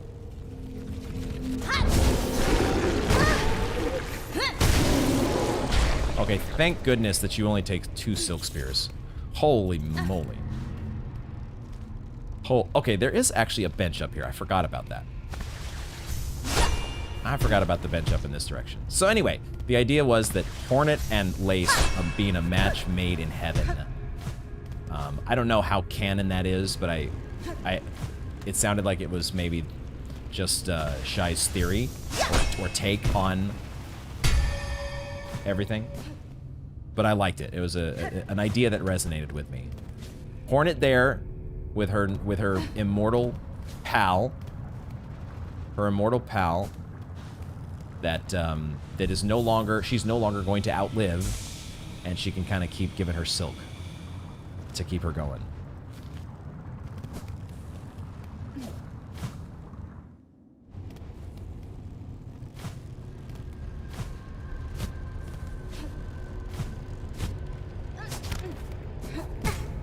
Am I going the right way? I am not going the right way. What am I doing? What am I doing?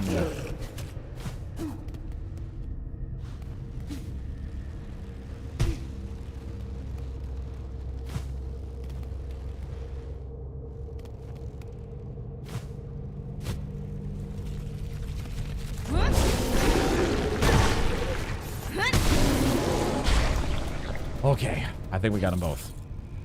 I think we got them both. We still have this shadow charger, though. Shit. Okay, Gloomsack. This one disturbs me. Yeah, you and me both. There is something in its simplicity. Do I almost feel fear? Hornet is actually afraid of this thing. That's crazy. I understand. I understand. Like, ugh. Both of them, especially this guy. Amazingly, the creature carries the void's black liquid in its stomach, violently spraying it forth if threatened.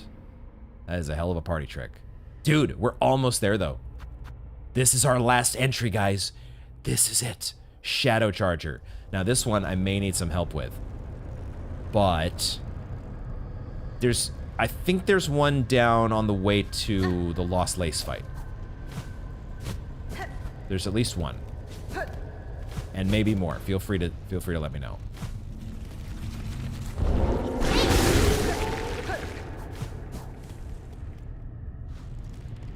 But I feel like there was one directly down here and to the left. Because I think when I came back down here, this is where I ran at first, and I ran into this guy. Boom. Is there another one here? What was up here? Oh, this was the other lore tablet. Erase our fear, eliminate our desire, to suffer no more, void, cleanse us. It's just bugs wanting to be consumed by the abyss. I think that's what I'm getting. But why is it? That's the question I have is why is that lore tablet basically in the same style as the kind that we find around Aloe Nest? Am I wrong? Oh.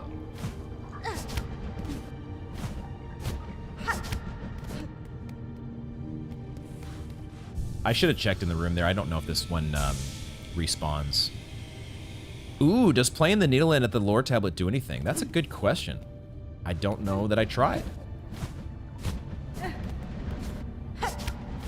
Let's try it.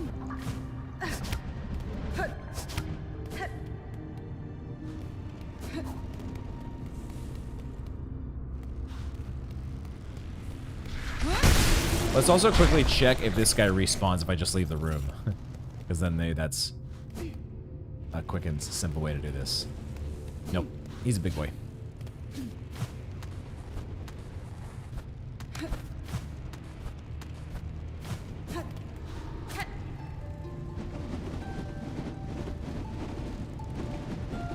Does not appear to be a needle in interaction. Wouldn't expect Elegy of the Deep. Elegy of the Deep never seemed to have any effect anywhere outside of the obvious locations for it. Oh, there is one to the right of the big vertical shaft. To the right of the big... Oh, the one that's farther up. Is this where I found the arcane egg? In here? Was this the arcane egg location? Because that's the thing. We do at some point at the end or near the end of our activities when we go back to it was that room. Okay, I think we'll just stick with the guy down here because he's close to the bench. Well, but we have to go back up, don't we?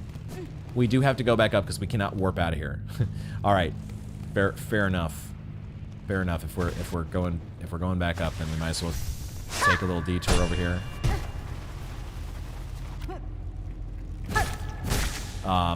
But... Oh, wait. Oh, shit. Okay, I gotta keep going up here. We are gonna turn in the rest of our relics. Now that basically everything else is done, there's no... Especially once we leave the Abyss, there will be no longer much worry for me in terms of, Gosh, you sure? Is this the right way? Oh my god, there's an arcane egg in here? Shit. Yeah, the lore from our relics is on the agenda. That's what we want to do. Do I need to go up here? Silksong up? Was there a ledge below me? Hold on, I need to... Silksong from here?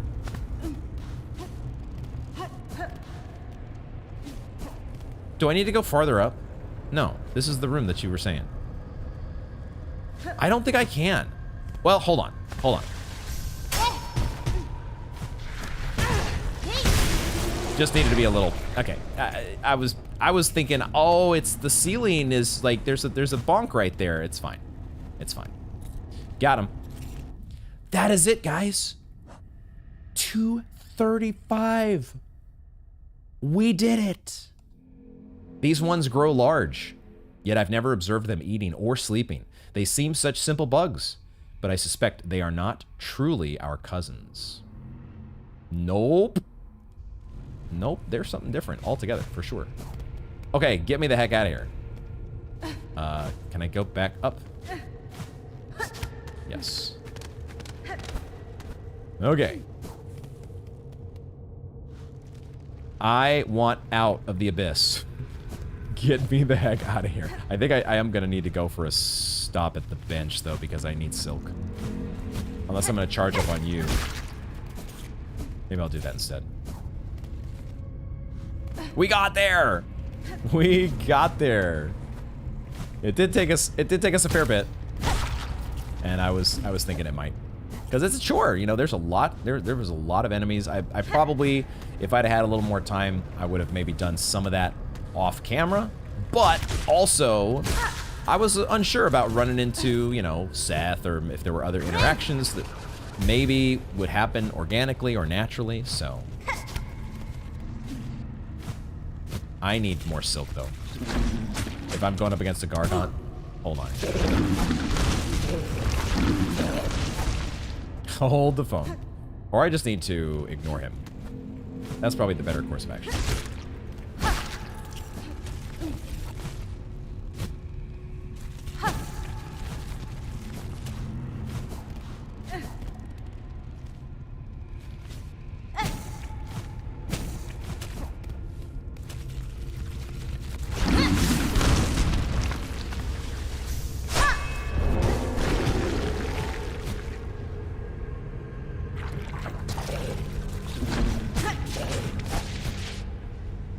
Hold on here. Hold on.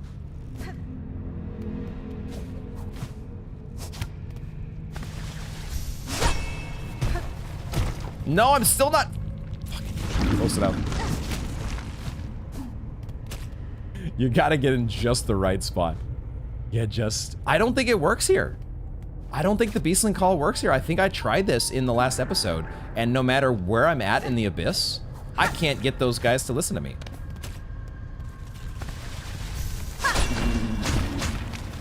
I am pretty sure about that, but feel free to let me know if I'm just still not standing in the right spot. But I don't think they get me out of here. They say, nope, not the Abyss. Not the Abyss. You thought that some lore tablets changed dialogue when the needle in place near them. The ones that I found where that worked was the Weaver tablets. There have been a couple Weaver tablets that kind of turn into, or that they're shaped like harps, and they'll have like a second state that you can get them to transform into. And those are the ones that come to mind, but maybe there's others.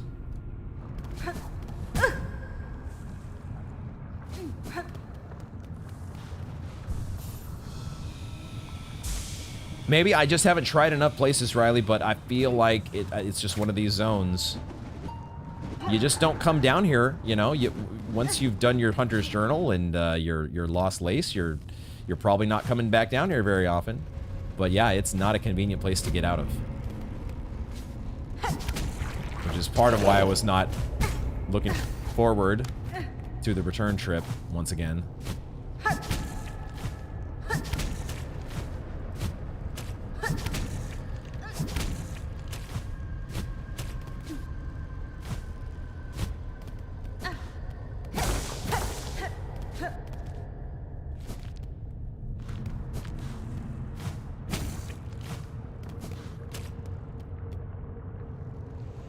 Bell, get me out of here. Get me out of here. Yeah, the harp-shaped ones. Oh, I gotta talk to you first.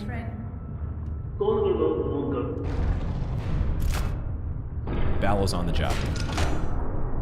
How could they swim through the ocean of lava that you have to dive through to get here? It sorta makes sense.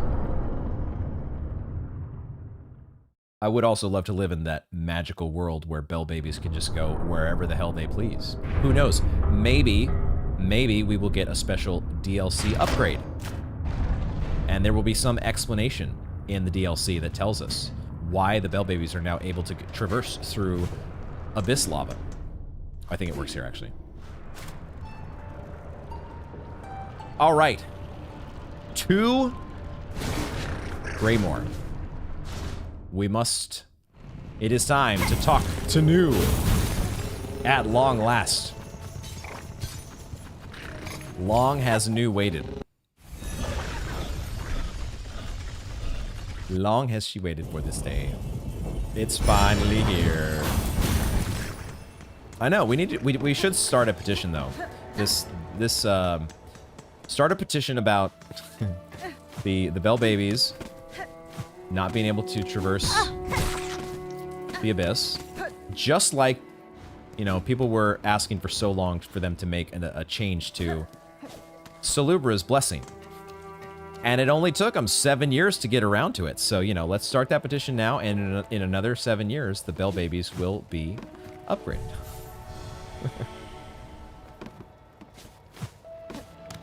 Hello, my friend. I have something to tell you. Come to rest here, Miss Grownup, then let New see our journal, for she's eager to see your cuts. Oh, Miss Grownup! Your journal is bursting with every sort of creature, overflowing. Surely we can call this complete. To think that such a task could even be done. So clever is New to have set such a fierce predator onto the work. These vast lands hold so much life, and to catalog it all has taught me greatly. It is an effort worth continuing even after I leave this kingdom. Ooh, Ma, such a hunger is worthy indeed. You and I are of accord, Miss Grownup, hunters both. Our methods are different, but our appetites have become very similar. New has for you this token, a symbol of all your efforts and a marker of your true nature. It carries with it her sweet, sweet smell. Yes! Oh my god.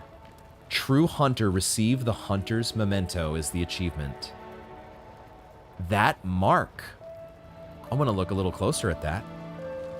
And now, Miss Grownup, the task is done. New must be away. But do not be sour. Just think, Pharloom is only one land, so many more must hide out there, filled full with beasts and scents and tastes, all waiting to be discovered. For New, her journey is only at its start. And for you, Miss Grownup, New wishes to your happy hunting, much and more. And just like that, she is packing up. Just like that, she is out of here. I wonder if that dialogue there is like a hint that she is going to be around for Sea of Sorrow. And that we're going to be reconnecting with her. I wonder. That looks awesome. Hunter's Memento. That seal. Why does that look familiar?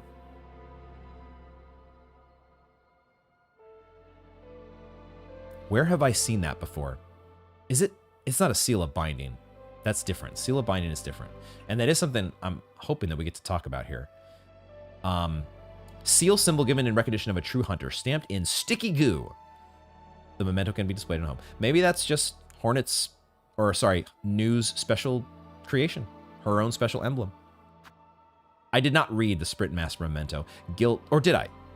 Gilded trophy awarded by Sprint Master Swift to the fastest bug in Pharloom. So we had a memento for the Sprint Master, and we had a memento for the Hunter. We have one memento remaining.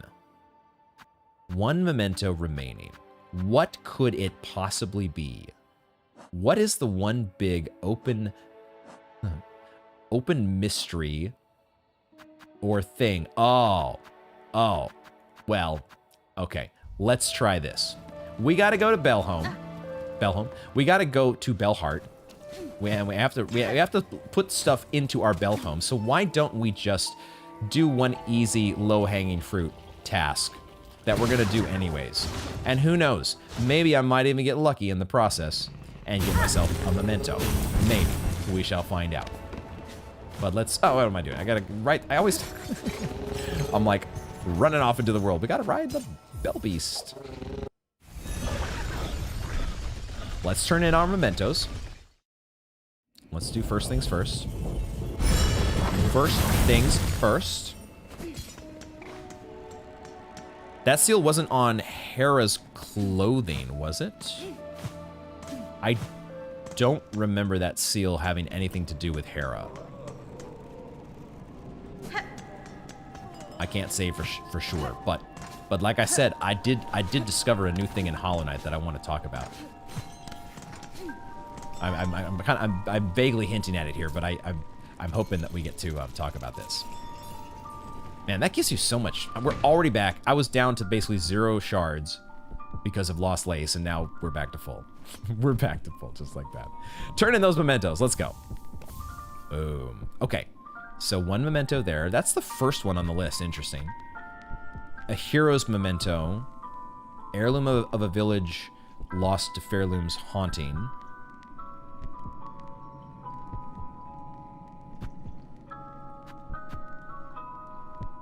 This one was the one from the Watcher at the Edge.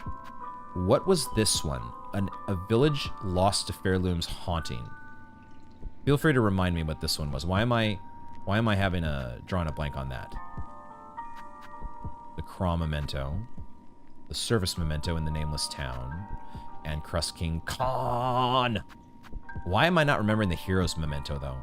This was one of those mini bosses that we faced off against, but I'm drawing a blank. Heroes, you got... Oh, Lost Garmon. Of course. His village was lost to Pharloom's haunting. And that's kind of why he was out and about. Okay, now let's turn in relics. And if you... I definitely do not remember, except now I do remember the Arcane Egg, because y'all reminded me. I think I might remember one rune harp. I want to say one of these rune harps was found in Conductor Ballador's room. But the rest of these, you're going to have to maybe remind me if you know yourself. If you know where we picked these up. Maybe I'll be able to figure it out from the text on the flavor. The flavor text. But it's finally. Scrounge has been waiting for so long. I smell something on you. Heavy with the past you are. You have a relic for me, don't you? Oh, I have so many relics. I don't even know if you're going to know what to do with them. But here they are. I love that. I love her voice line there. Yes, this fits my collection well. Look then. Look at what I have. I do believe that is a full 9. And my goodness, that was a lot of, I almost said rupees. That was a lot of rosaries that we don't know how to spend. Other than to buy more shard bundles. Okay, so we had 1, 2, 3, 4, 5, 6, 7. This one was the one I just added, I think, right? Singed parchment containing a pilgrim's scrawl. Feel free to correct me, but I think this is... Oh, God. 1 billion rosaries to get the billionaire memento. Please, no. Filthy rag marked with the scrawl of an underworker. So much suffering. Are we truly chosen, or have we sinned unknowing and now are punished for it? Okay, I'm guessing I got that one in the underworks. Long shot. But I think that might be. Crumpled parchment containing the prayer of a burning bug. Oh, we found this in the Wisp Thicket. Hail to your heat, O glorious flame, you who builds and breaks us. Sear our shells, char them black, that we may rise to join you, wreathed in bright and blazing joy. What a weird area. The father of the flame. Carving of Hilal. Kalal? Hilal. Weaver of the path. A prayer is etched upon it. Did we have... Oh, this one also did have a name. Kamora, Weaver of Healing. And this is Weaver of the Path. Where did we find this one, if you remember? Blessed Weaver, Lady of Grace. You who see our sin, our frail shells, our voices weak, and still offer your protection. How great your mind to care so much for ones so lowly. This one was in the Chapel of the Witch. Weaver of the Path, Chapel of the Witch. Chapel of the Witch. Where was the Chapel of the Witch? Because I'm getting it mixed up with the Chapel of the Reaper, which is in Greymore, I think. Chapel of the Witch. Why am I having trouble remembering that one? Is that because that's the one that's connected to the infestation? Why? Man, there's so many details that I'm like, what exactly happened with that whole infestation thing? Gotta play the game again. Oh, this one we would have found in Weave Nest Atla, wouldn't we? Because this is actually a carving of Atla, Weaver of Time. A prayer etched upon it. By grace of your example and our history held full in mind, our song is yours, as your name is sacred. Weaver Atla, may you be praised eternal. It's so interesting because I'm still not totally sure. I think that Pharloom is the home of the Weavers, but I'm not totally sure because we know that they were kind of like, I don't know if wanderers is the right term. The fact that they made their way to Hallownest at some point, and they basically made a... I had a realization off camera that Deep Nest, the zone, it's basically one big Weaver's Nest, isn't it? Or Weave Nest. It's not called Weave Nest. It's called Deep Nest.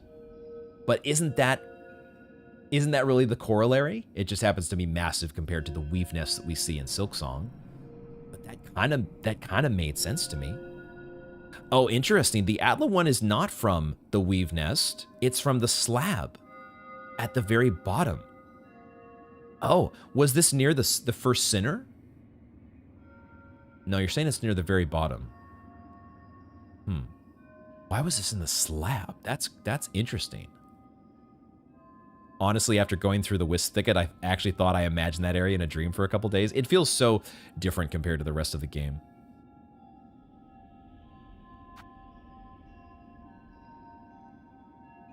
It's below the first Sinner, an area filled with Karak crust.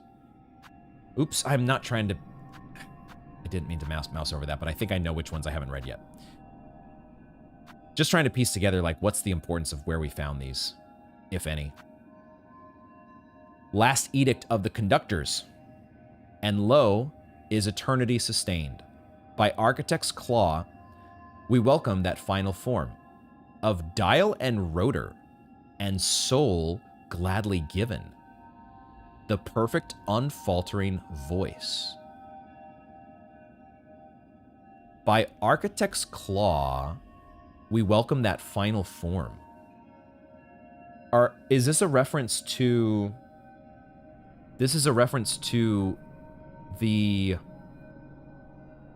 I was calling them dreamers, but the Cogwork Constructions, I guess the Cogwork Dreamers. Yo! Wait, what the heck? What? I put my controller on the desk, and I don't think I pressed a button. Hello? What? Is this controller haunted? Just like Pharloom? I don't know why that did that. Okay. Apparently we've got dialogue with Scrounge. I wanted to read the rest of my relics, though. Holy shit, the game's doing stuff on me. Yes, this is a mighty collection indeed. So many relics, safely piled up in here, nice and safe. I've done so well to gather it all up. Buenera. If your collection pleases you, some acknowledgement of my own contribution to its growth is not undue. Ah, is it gratitude you seek? I'll allow you to keep viewing my collection. That is gratitude enough for what little you've given me. Dang it. I was kind of hoping we might get a memento from her. I was like ever so slightly hopeful that that might be the case. It is my calling. It's my calling it is to gather the relics of the past. Look at my collection if you fancy. Look. All right. Now I was in the middle of reading and speculating about conductors, but they say we welcome that final form of dial and rotor. It's the mechanical constructs and the one of the conductors specifically that's in the room where you fight the Cogwork Dancers. And then you get the 3 constructs that are telling you, here, go get our songs, go get our melodies, and then come back. I think this is what this is talking about. And I think, yeah, because you've got the conductors who are actually live bugs, I guess. They're just very big. They're very large. Large and in charge. And depending on where they are, if they're down in the White Ward, they might be completely obsessed with silk.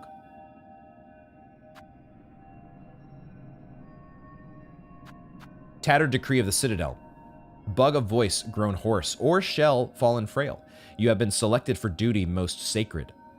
Become our light, our guide in darkness, that others worthy may climb to join the holy song. Do you remember where we got this one?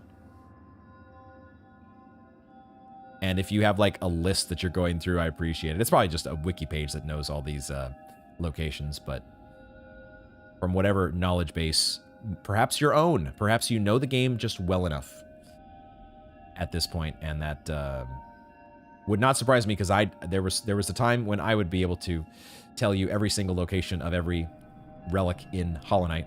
Probably not now. This one was from the White Ward. Interesting. It's not immediately apparent to me that this one would have been found in the White Ward. Huh. Quick, check for silk in your controller. My damn controller is silk in it.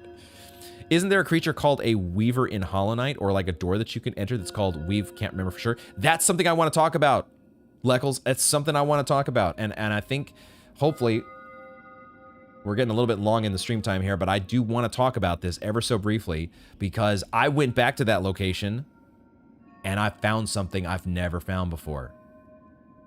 Hold the phone on that. We'll talk about that soon. Now, this one, I think we might have had before. It's these other 2 that I think are the new ones. Correct me if I'm wrong. Plea of a Weaver from the furthest edge of Pharloom. Flea Sisters Flee until your strength exhausts. So far you may escape, at last, her silken sight. To start anew, to sustain, free of web and service eternal. Yeah, this is part of what I was finally maybe wrapping my head around. Going back to review, I had forgotten about the cutscene that happens after the Widow fight, where we see all of the Weavers playing their song, playing their harps. And the words there, I think I have them on my notes here, but the words that they say during that cutscene, where they say, "For her light, eternal, our song sustains."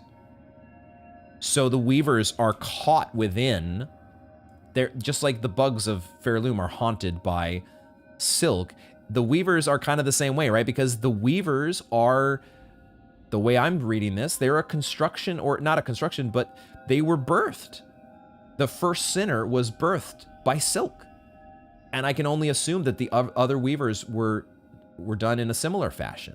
And so they're her offspring, sort of, and she uses them to help sustain her. And that's part of why they rebelled. They didn't like being held prisoner. And so, hey, let's flee as far away as we can. Let's get so low or so far away from Silk that we can escape her grasp, the reach of her telepathy or whatever haunting that she's, the power that she's able to exert over others. Do you know where we found this rune harp, by the way? It's interesting because when I first saw the light dialogue, I thought Radiance. I thought the same thing. Leckles. I don't even know if I said it during when we saw that cutscene, but I put it in my notes. I was like, Radiance? Huh? Radiance? That was the vibe I got, because that's kind of similar to one of the cutscenes that you see in the Godhome DLC. This is the one you found in the Farfield's Weave Nest in your last backtracking episode. The one where we have to also run fast. So this makes sense that this is so far away. This is also, it's similar to some of the stuff we found in the Weave Nest Atla, I think, that also talks about being, we're low enough. We are far down, far enough away from Silk. This is where we build, I think it's the Snare Setter location, where they were building the trap to snare Silk for good. What about this rune harp? Where do we find this one? Last Words of the Weavers. Maybe this was the one from the... Actually, I don't know. I'm not sure. Sisters, spiders, the burden is past. These simple bugs shall bear it full. Never to cease, never to silence. We shall die and wait and pray that one may come of silken strength enough to weave us free.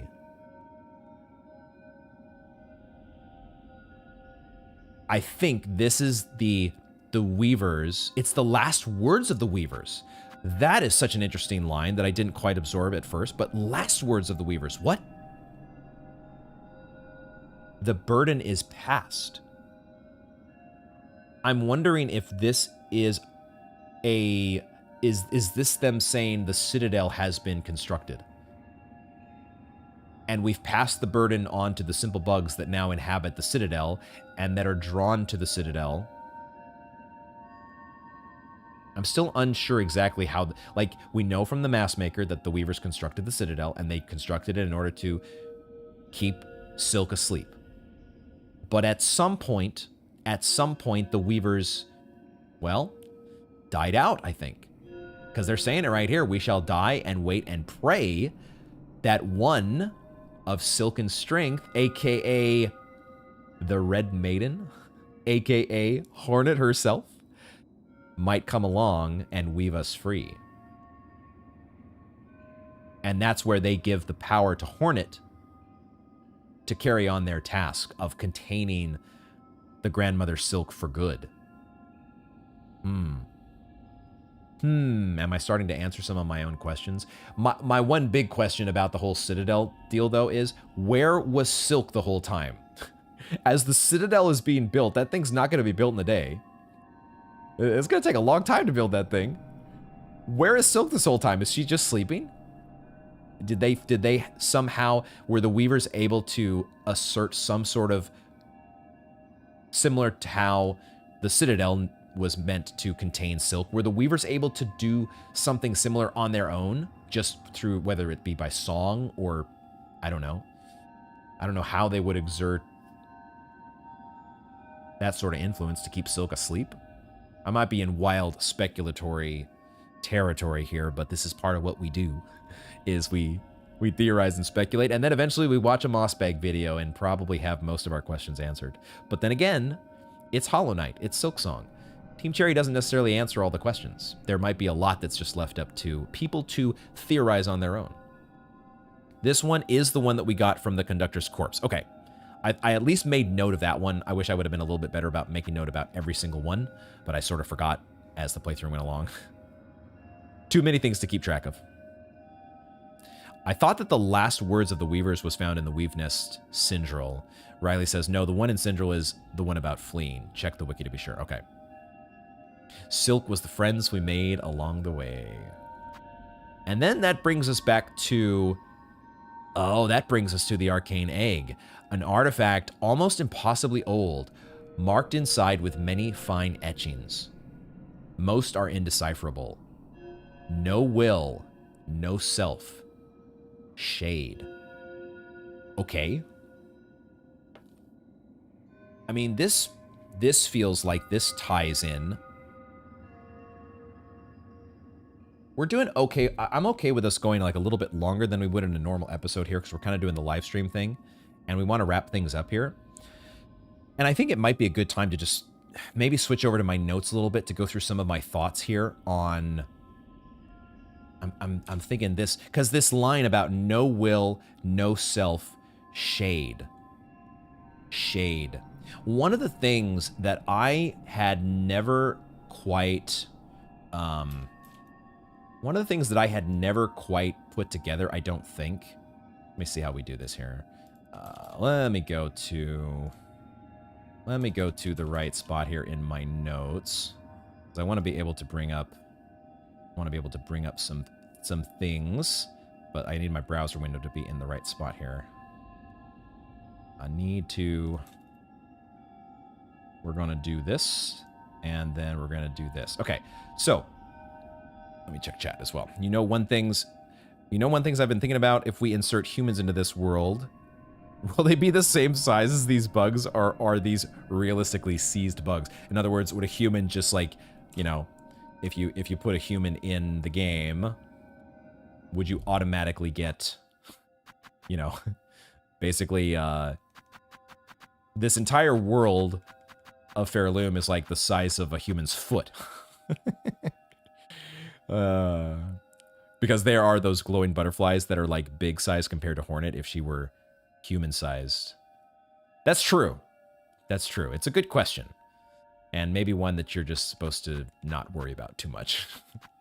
But okay, let me see if I can do this without going down too much of a rabbit hole, because and also if I can bring this up on screen here to the right spot.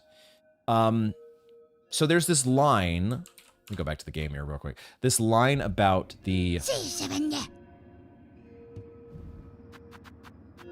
no will, no self, shade. That totally makes me think of the line from Hollow Knight, where the king is hoping for his pure vessel. He's talking about no mind to think, no...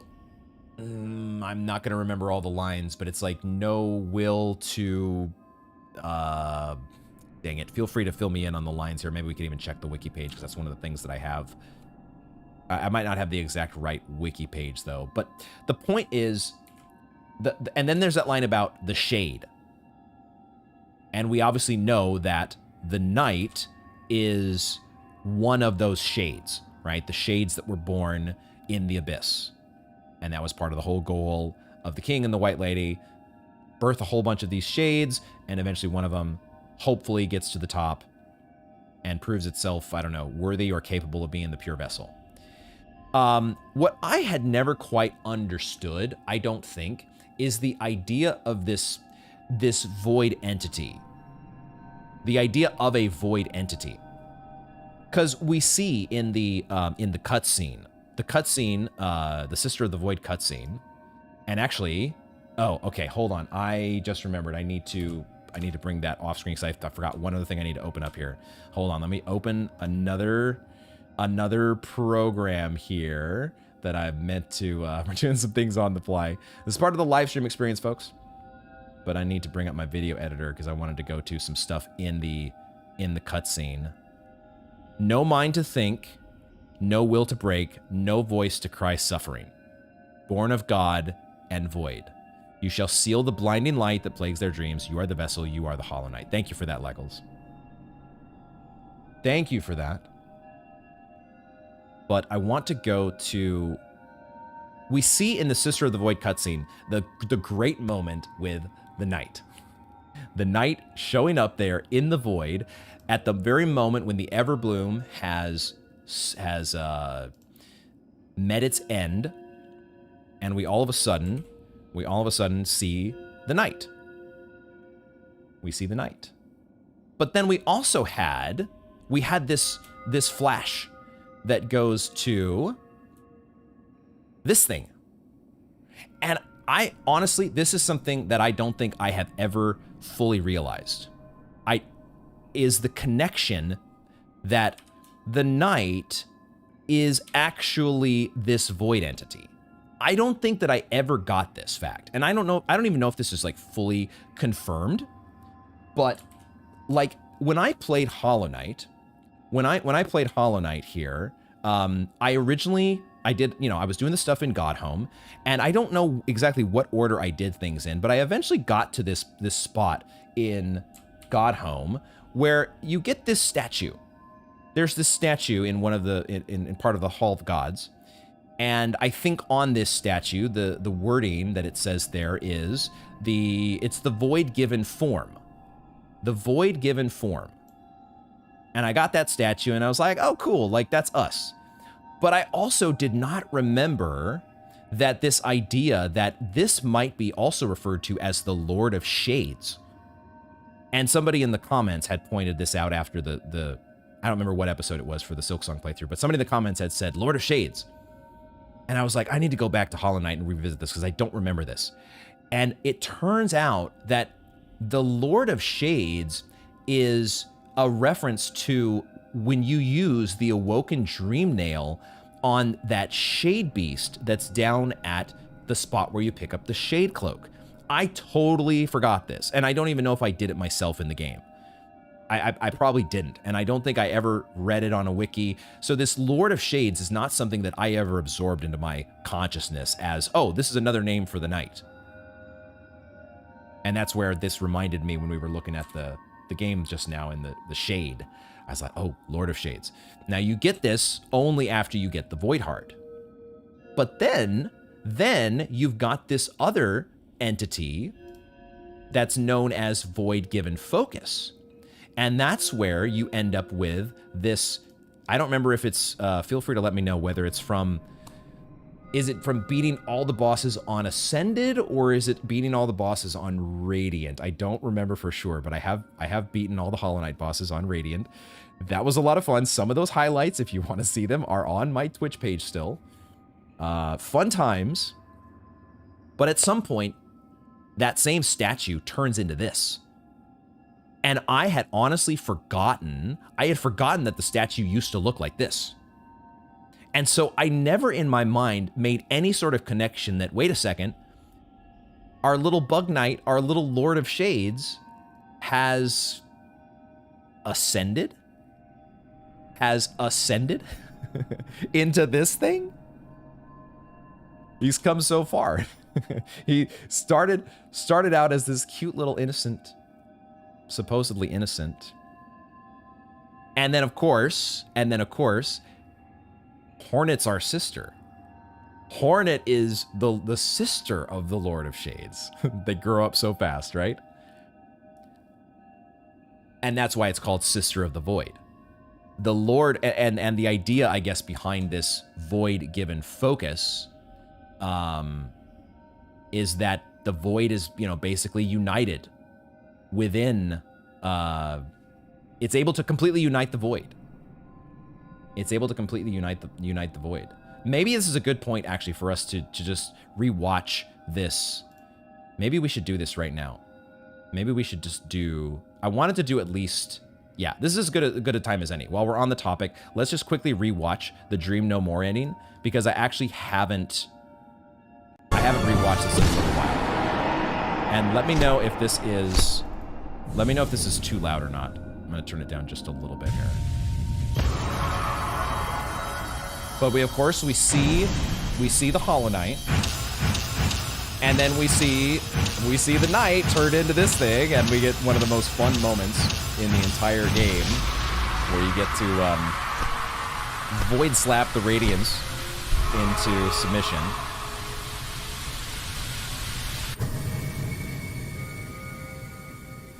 The last little remnants of the dream nail particles being snuffed out there. But then the void starts emanating from the black egg.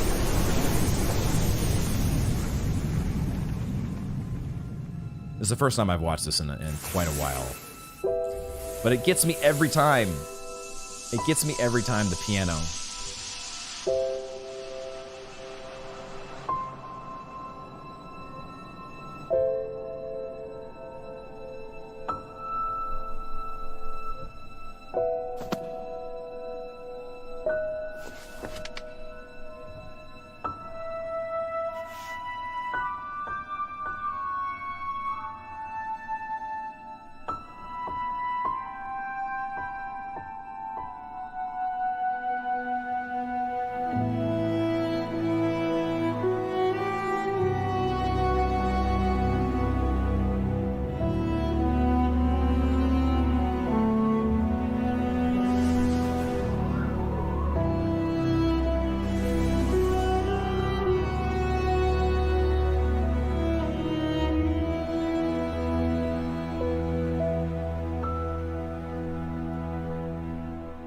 Okay.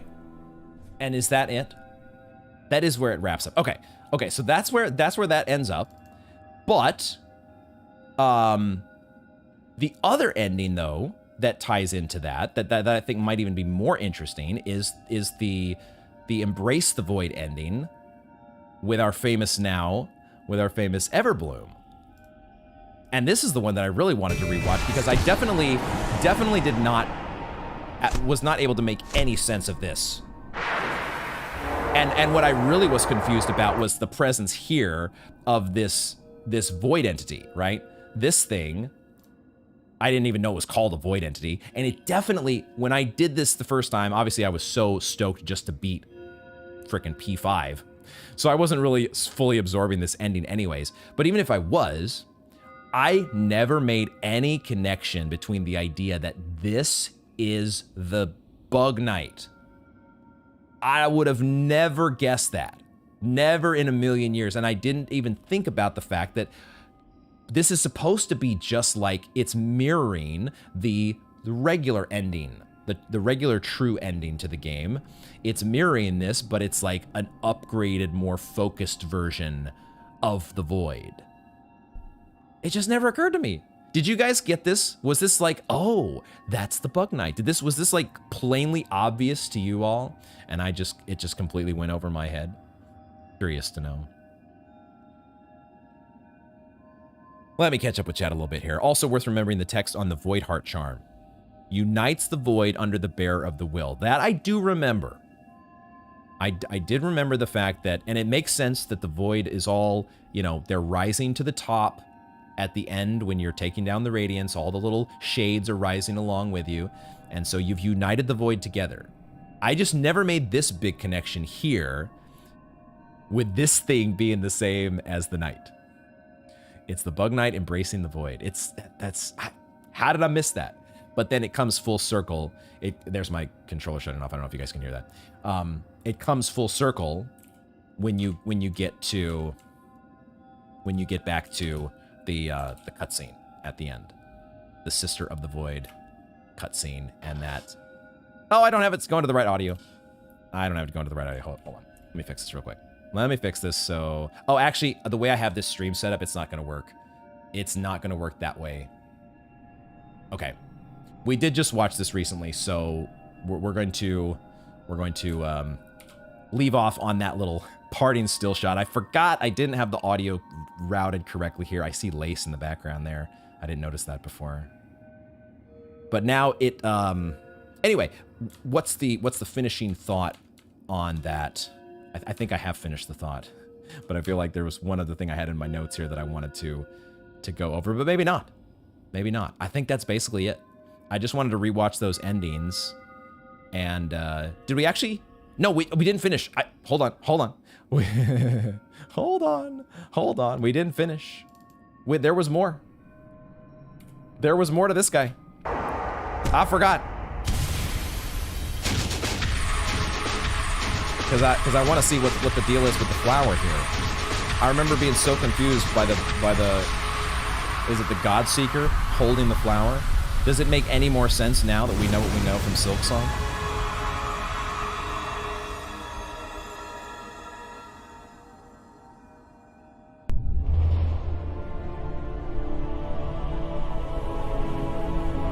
Does it make any more sense? The void dripping down.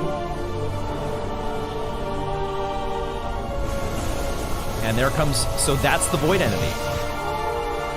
The void entity is coming in and saying, no more to you.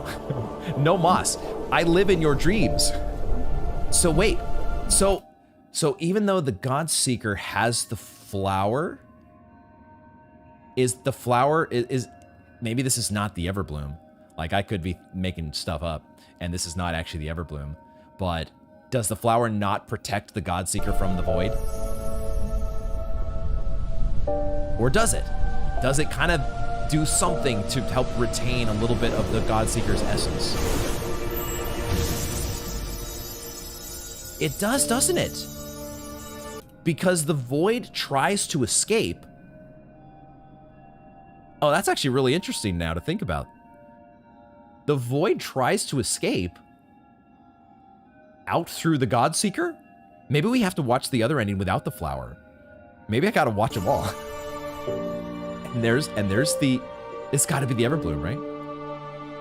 But at the last moment, it flashes there, and the void, instead of going out everywhere, we should rewatch the other ending, or at least the last little section. And then you have this spot, okay? You have this right here. I don't want to necessarily know what this thing is. If you can answer this without telling me what Hornet is looking at, but do we know what Hornet is looking at? Yes or no? Just don't tell me what she's looking at, but do we know? Because I don't think it's the void entity, because there's like a metallic, oh, maybe it is. You have only theories. Riley has theories. What if this, I just had an idea. What if this right here is the nail? Could that be the nail? But I see also a part here, if we let this play, there does look like there is a little bit of a mask. Because it's not fully void, right? It looks like maybe there's kind of a, like a, you see, I'm just gonna back it up a few seconds. There's like a cloak, there's like a black cloak, and then there's a mask. Okay, so chat only has theories and ideas. So because, feel free to share those theories and ideas. It's Mila come back for revenge. Feel free to share your theories. All I know is when I was playing Silksong and I was playing up to the end with Lost Lace, I sort of had this idea in my mind that this thing was going to be the final boss. I had put this idea in my head, knowing that Silksong was going to come eventually. I had, from this cutscene, I had this idea like, oh, this thing's going to be in Silksong. Whatever this is with this, like, I don't know, steel nail. What's the final form of the knight's nail? I've got pale steel on the brain because I think that's Hornet's needle, right? Whatever this is with like this metallic looking leg, I guess. I thought this was going to be the final boss or something like that we would face off in Silksong. Now that I see this again, probably not the case. Let's actually go to the 4th ending here and just... Hopefully you guys are finding this interesting. To me, this is very, very interesting. What I want to do is I want to go back to this spot here and see this again, because this is without the flower, right? And now, in this instance, the void just escapes.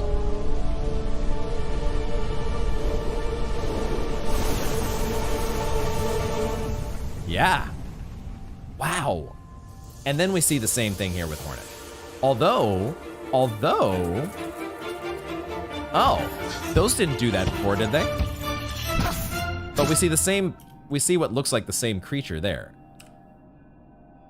Ooh, so Leckles thinks that it could be Hera corrupted. Oh God.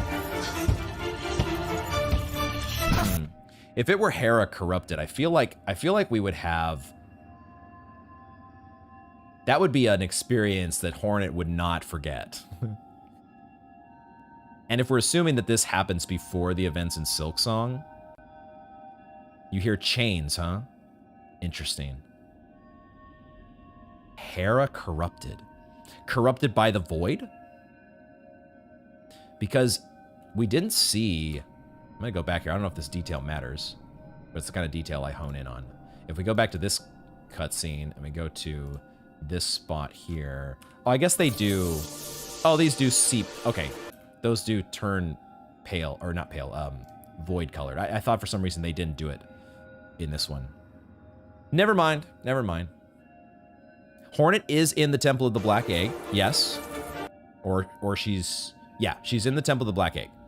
And this is after she's exited the Black Egg, and the previously infected tendrils, I guess, are becoming void, because that's what we did. The void went in and took out the radiance. The void went inside. Well, the Hollow Knight was already in there. If we're going into the Hollow Knight's dream, quote unquote, the Hollow Knight's already in there, and then the Bug Knight joins, and they take down the Radiance together. I don't know exactly how Vessel Void dreams work. When the creature's waking up, there are chains clinking. My confusion there with Hera is, oh, the chains. Oh, so actually it would make a lot more sense then if it was the Hollow Knight, wouldn't it? Because aren't the Dreamers all supposed to be at their various locations? Like, Hera would have been down in Deep Nest, right? Not at the Black Egg. Do I have that wrong? Okay, while we're on this topic of lore, lore dissection and whatnot, I do have to share one other thing. That I did, and we'll maybe steer back into this other topic. But let me bring up my... I gotta go to the right spot here. Let me go to the right spot and bring this over here, and we do this. And I go here. I said that I went and I did some exploration in Hollow Knight. I did some exploration. Okay, I guess this is another thing here, just to close the loop on the whole Void entity thing. There is a journal entry here for the Void Idol. Rare artifact from a time before Hallownest. Its spires twinned in a unified form. Inspired or mad, those ancient bugs, they devoted their worship to no lord, or power or strength, but to the very darkness themselves. Okay, I don't know that that adds as much as I was thinking it would. But I have some screenshots here that I took the other day as I was going through, and I was kind of thinking like, oh, Deep Nest, it's like a Weave Nest that was in Hallownest. But then I actually went there, because I wanted to go back to the Weaver's Den. The place you were thinking of, Leckles, is the Weaver's Den. And it is a secret little area that you find, I think, here. Right around here. And that's where you get the Weaver Nest, or sorry, the Weaver Song Charm. And I went back here and I immediately saw the looms. And I had forgotten how these looked and how similar they look to the looms that you end up finding in Silksong. And I was like, oh, that's so cool. That's so cool. And you got the Weaver here, or the Weaver symbology here. And it was just very cool to see these little things that had already been so hinted at so well in Hollow Knight. But this is inside of the inside the Weaver's Den. And there's even more and more looms inside the den, just like you would expect. They're all about that silk, no matter where they are. But then, I'll leave this as an exercise to the viewer. I won't, because it's one of these things that it's probably more fun to find for yourself. But I know of the location because of playing so much dang randomizer. I know the location of something inside the Weaver's Den that is a little bit tough to find. And so I'm not going to show, I don't think I show, let me just make sure here. I don't think I show the exact, yeah, okay. I don't show the exact location of how, you'll be able to do some exploration on your own to try to figure this out. But there is a chest that you can get your hands on, and I think it just has a bunch of geo in it, but there is another Weaver nearby. And that's the extent of what I knew about from playing randomizer. But I went back here to explore a little bit more, and I poked around a little bit more. And I poked around, and I found a sus wall that I had never found before. Never had I found in my almost 1,000 hours of playing the game of Hollow Knight. I had never found this sus wall, and I found it the other day for the first time. And what did I find behind this sus wall? I found a seal of binding. I am pretty dang sure this is a seal of binding. I'm pretty dang sure. Let me just bring up, I think I had the wiki page that I had to check. To get my window straight here again. Sorry for all the tabbing around and stuff. But seal of binding. Seal of binding. It's in the journal as well. It's in the Hunter's Journal in Hollow Knight, right? But this is it. This is it. It's a seal of binding. It's got the Hollow Knight crest there. That's the Hollow Knight. But why? Leckles. Yeah, I had never seen this either, but sure enough, in the Weaver's Den, there is a seal of binding. And you can see all the looms behind. All the silk behind there. Why is this there? Is this related? You haven't seen this either, Riley? I was so excited finding this. I'm sure there's some people in the audience that have known about this, but I feel like this is one of these things that Team Cherry just puts in there, and so few people find this on their own. I really honestly couldn't find it on, I didn't look too deep on the wiki, because the Hollow Knight wiki does talk about things in Silksong, and I still don't want to like go to a wiki page and learn a bunch of stuff about Silksong yet before I do a second playthrough. So I was only skimming my wiki page perusal. Maybe the wiki page mentions this, but I didn't see it. I didn't see it mentioned like, oh, this, by the way, this is in the Weaver's Den. Exercise to the player out there. You all can go find this on your own if you'd like. But it just begs, it makes you wonder. Is this related to Hera being a dreamer? It could be as simple as that. This might be the actual seal of binding that it connects Hera to the seal that's on the black egg. However that's supposed to work. The question is, why is it stashed over here in the Weaver's Den and it's not near where Hera is actually laid to rest? Why is that? Could it mean, could it be that the Weavers are the ones who originate the seals? Because another big mystery that I've wondered about is the fact that at the beginning of the game, where we see Hornet being brought in by the Citadel bugs, her cage is kind of glowing, and I think I said it at the time, it's kind of has a glow as though that it has a seal of binding around it. And then that little gleam fly, are they called gleam flies? Feel free to answer that. But whatever, that little cute little bug comes down and sets itself on Hornet's cage, and the seal's broken, and Hornet busts out. Is that because that's sort of... Where actually am I going with that? If that was similar to a seal of binding, do the Weavers have the ability to create their own similar seals? And is that related to the fact that they were able to, like, hard code that into the Citadel?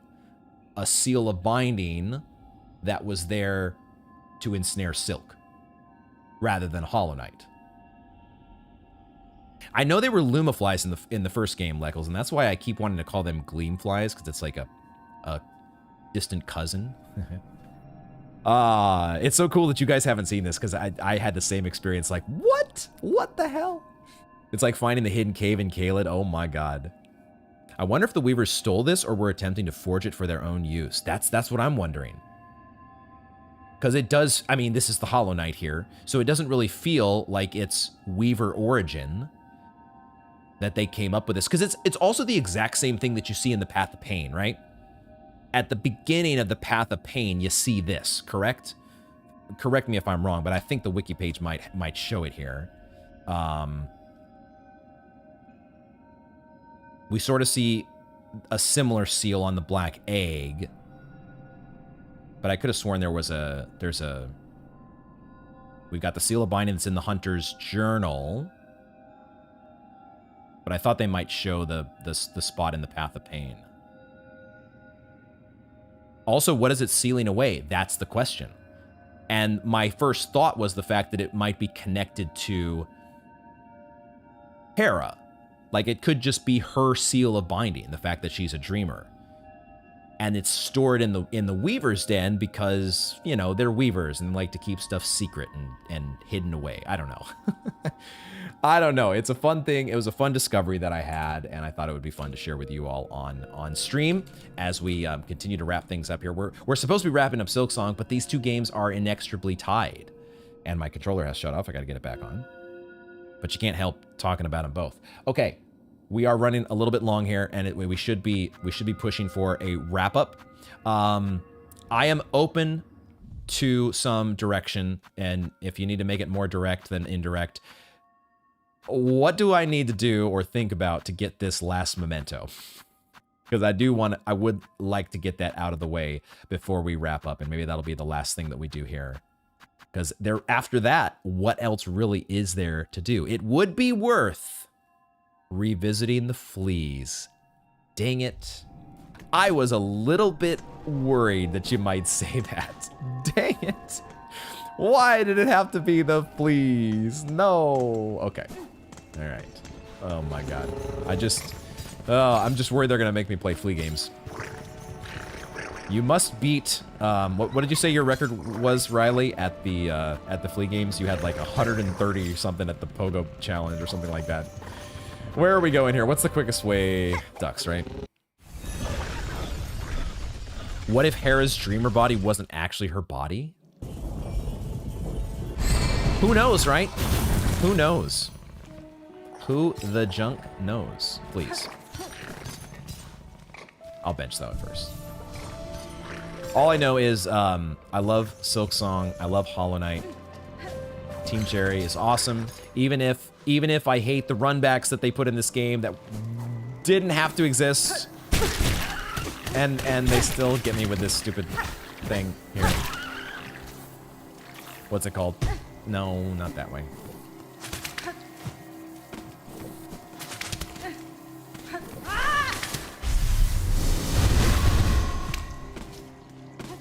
Get gooped. Get gooped? Oh no, I forgot to put on my, oh boy. Shit, hold on. I'm going back. I'm getting the Wreath of Purity. I forgot it. I can't live without it. Your juggle record is 58. Dodge is 134. That's what it was. Dodge is 134. Bounce is 115. That bounce at 115 is one... I do like pogoing. Pogoing is a fun challenge. And I might be down to try for that at some point myself. Maybe, if I'm bored. But what I was worried about is Team Cherry has installed like a worldwide leaderboard for other players like Riley.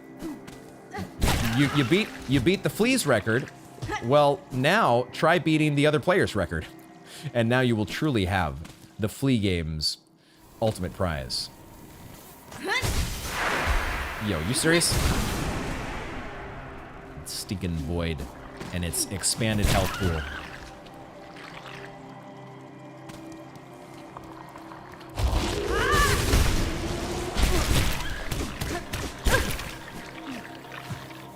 At some point here, yeah, okay. I knew that was gonna be the case. At some point, we're gonna have.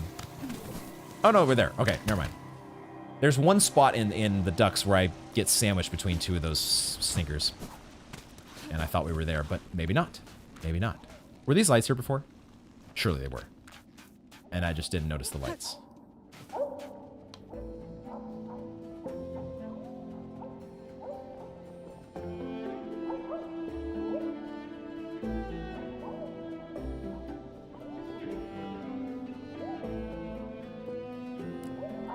This makes me so happy.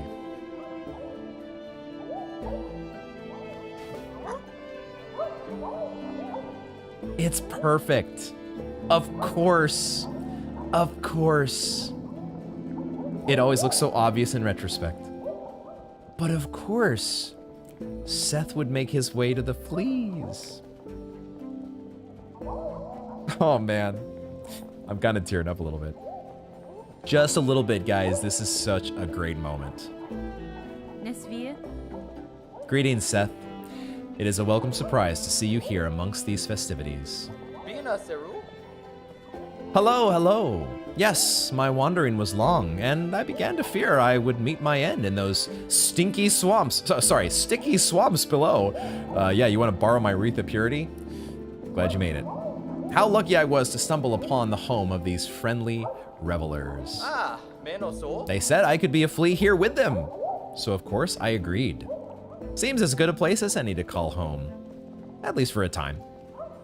Now I just need to grow a little fur and sprout some wings, eh? Haha. Oh my god. Honorary flea Seth. It's perfect. It's perfect. Have you tried your claw at the games? Rollicking good fun, don't you think? I wonder if I could score a little higher if I tried again. I love it. That's so great. That's so great, guys. Beautiful.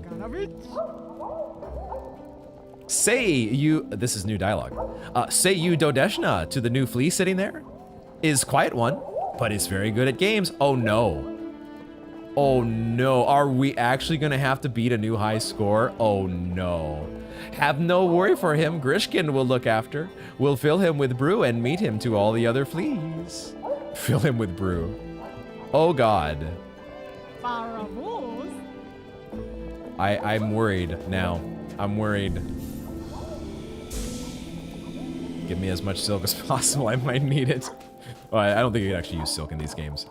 Oh my god. Mushka.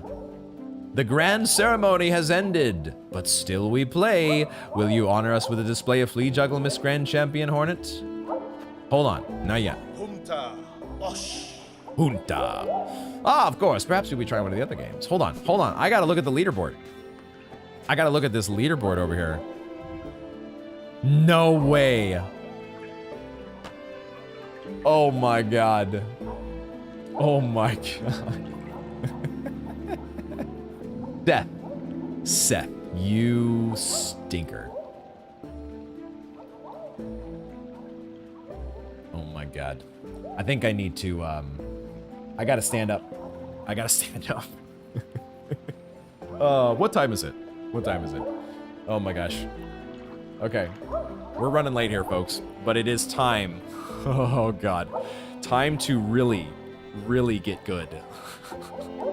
I'm on the fly. We're on the fly, switching up the standing desk here, which we have done before during the playthrough. Except I think we did it in the opposite direction last time, but that's beside the point. I am open. I'm gonna slightly have to adjust my chat window here, but I am open to. Can it, Silk? I'm open to suggestions on what crest to use. Feel free to give me the suggestions for the best crest here. I may still go with my overall favorite, which is what? What do I like for this? I mean, honestly, I don't think I need suggestions. The Shaman's crest is too good. Shaman's crest is too good. I just need to remember what number I'm beating. That's all. What number am I beating? Also, will I be able to do this? Will I be able to do this at this late hour? because it is getting close to my usual bedtime. We shall see. Let's see how this goes. Okay, Riley does agree that the Shaman's Crest is the best. It's the ranged attack, right? The ranged attack is too good. It's too good. But man, I already forgot what the number was. I already forgot what the number was. I don't know, guys. This might be something that has to happen another day. Like we had a lot of fun this stream, but this may be one additional loose end that I will have to, like, I don't know, do a separate video for it. Because I honestly don't think my reflexes are where they need to be at this late hour. I don't think this is a challenge that I'm up to.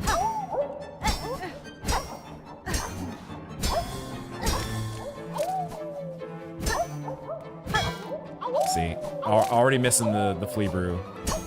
The flea is a little too fast for me so far.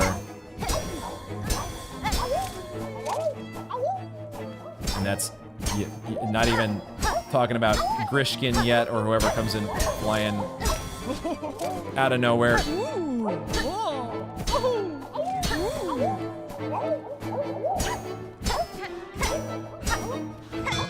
See, and then I didn't, okay.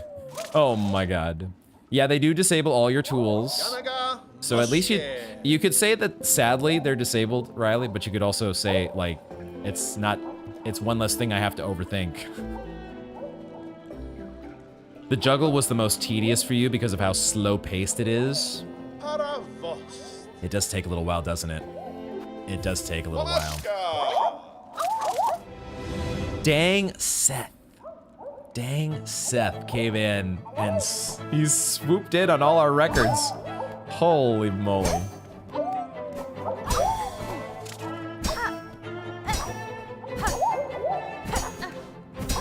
I should probably be a little bit early because we have the Shaman's Crest, so better to be early than late, especially with the flea brew. Okay, all right.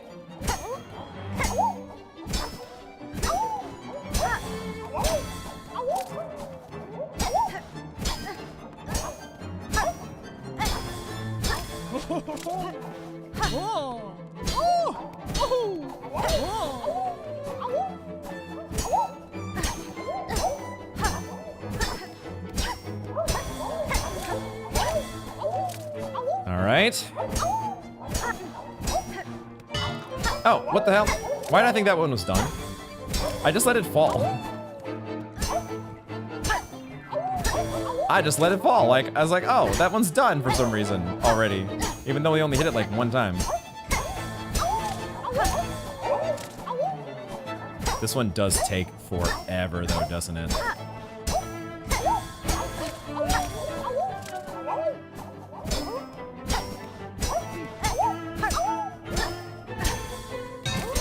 Dang it, I needed to do a lateral there. I was too far away and I needed to do a lateral and I didn't do it. There's no way. Ow! Oh my god, okay. You do have to... Yeah, Leckles, good point. Just, you learn to not pay attention to how many you've done. Makes it go by quicker and doesn't stress you out the closer that you get. Okay. I honestly, guys, I think... I think we're gonna have to do this later. Because I know myself. And this is why I normally record the game in the morning if I can help it. We did the stream here just because this was, you know, I was recording Expedition 33 this morning, and this was the time that I had for streaming. So so we had a special event tonight, but please stream. Maybe you were not expecting me to get this one done tonight. I can see.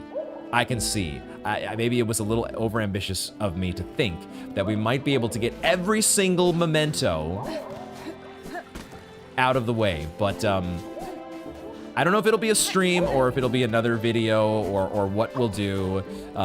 Maybe we'll have like a hangout on Discord or something that I'll announce, and we'll will watch me doing fleas if people are interested in doing it. But at the very least, we can say that we have collected gosh darn near everything in this amazing masterpiece of a video game. I think, though, that is where we will wrap up this bonus live stream extended edition of Silksong. And I'll figure out what we're gonna do in terms of flea games. I'll have to think on it. Let me know if you guys really want to see this as another bit of content. But at the very least, we are going to be turning we've had our fun lore discussion tonight, our little Hollow Knight tie-ins, and I'm excited finally to get to take a look at the Mossbag video. I think I've had enough time now to absorb and take in all the different ideas and theories that other people have talked about, as well as coming up with my own, trying to wrap my head around exactly what's going on in Silksong. And I think I'm ready to hear and react to the experts' take. But it was so much fun having Riley and Leckles. Thank you for hanging out. And Rash showing up here at the last second. Welcome in, Rash. I would not be surprised if this will take 2 more hours. Oh my God. I hope it's not gonna take that long. But I can see that the flea games do get pretty insane. So maybe this will be one of these stretch goals. This, you know, I'll just record myself. I'll record myself doing it, and then we'll have the winning attempt on camera, and I can show that to you all if you want to see that. Maybe that's a good idea. Rather than me struggling in flea games for 2 hours, I'll just do it on my own time, but I'll record it and share the winning attempt. Let me know if that would work for you guys. But in any case, look for the Mossbag reactions video to come up very soon. Silk is really getting on my case here, because Silk is like, the stream's done. You've tied up as many loose ends as you can. You filled out your hunter's journal. I'm so glad about this. I'm excited to see if we're gonna cross paths with New down the road. We have Sea of Sorrows ahead at some point. Silksong is not done. But for now, we will be looking to put the finishing touches on Silksong. We basically have put the finishing touches on Silksong. There's just one more frickin'... God dang, I'm so glad Seth is here, but why do you have to be so good at the flea games? This dude over here, have you tried your claw at the games? Oh, so much fun. Oh, you little... Yeah, I wonder if I could score a little higher if I tried again. This stinker over here. Awesome. This was a lovely first Akinar stream experience for me. Have a good night. Thank you, Leckles. Thank you, Riley. Thank you all for the wonderful nudges and direction. And that's where we will wrap things up. If there's nothing else that's on my mind here as we close things down, but I think I've said everything that needs to be said. Stay tuned for Mossbag reactions. Stay tuned for perhaps a follow-up flea games video. We'll see how it goes. And as always, thank you all very much for joining me, and I hope to see you in the next one.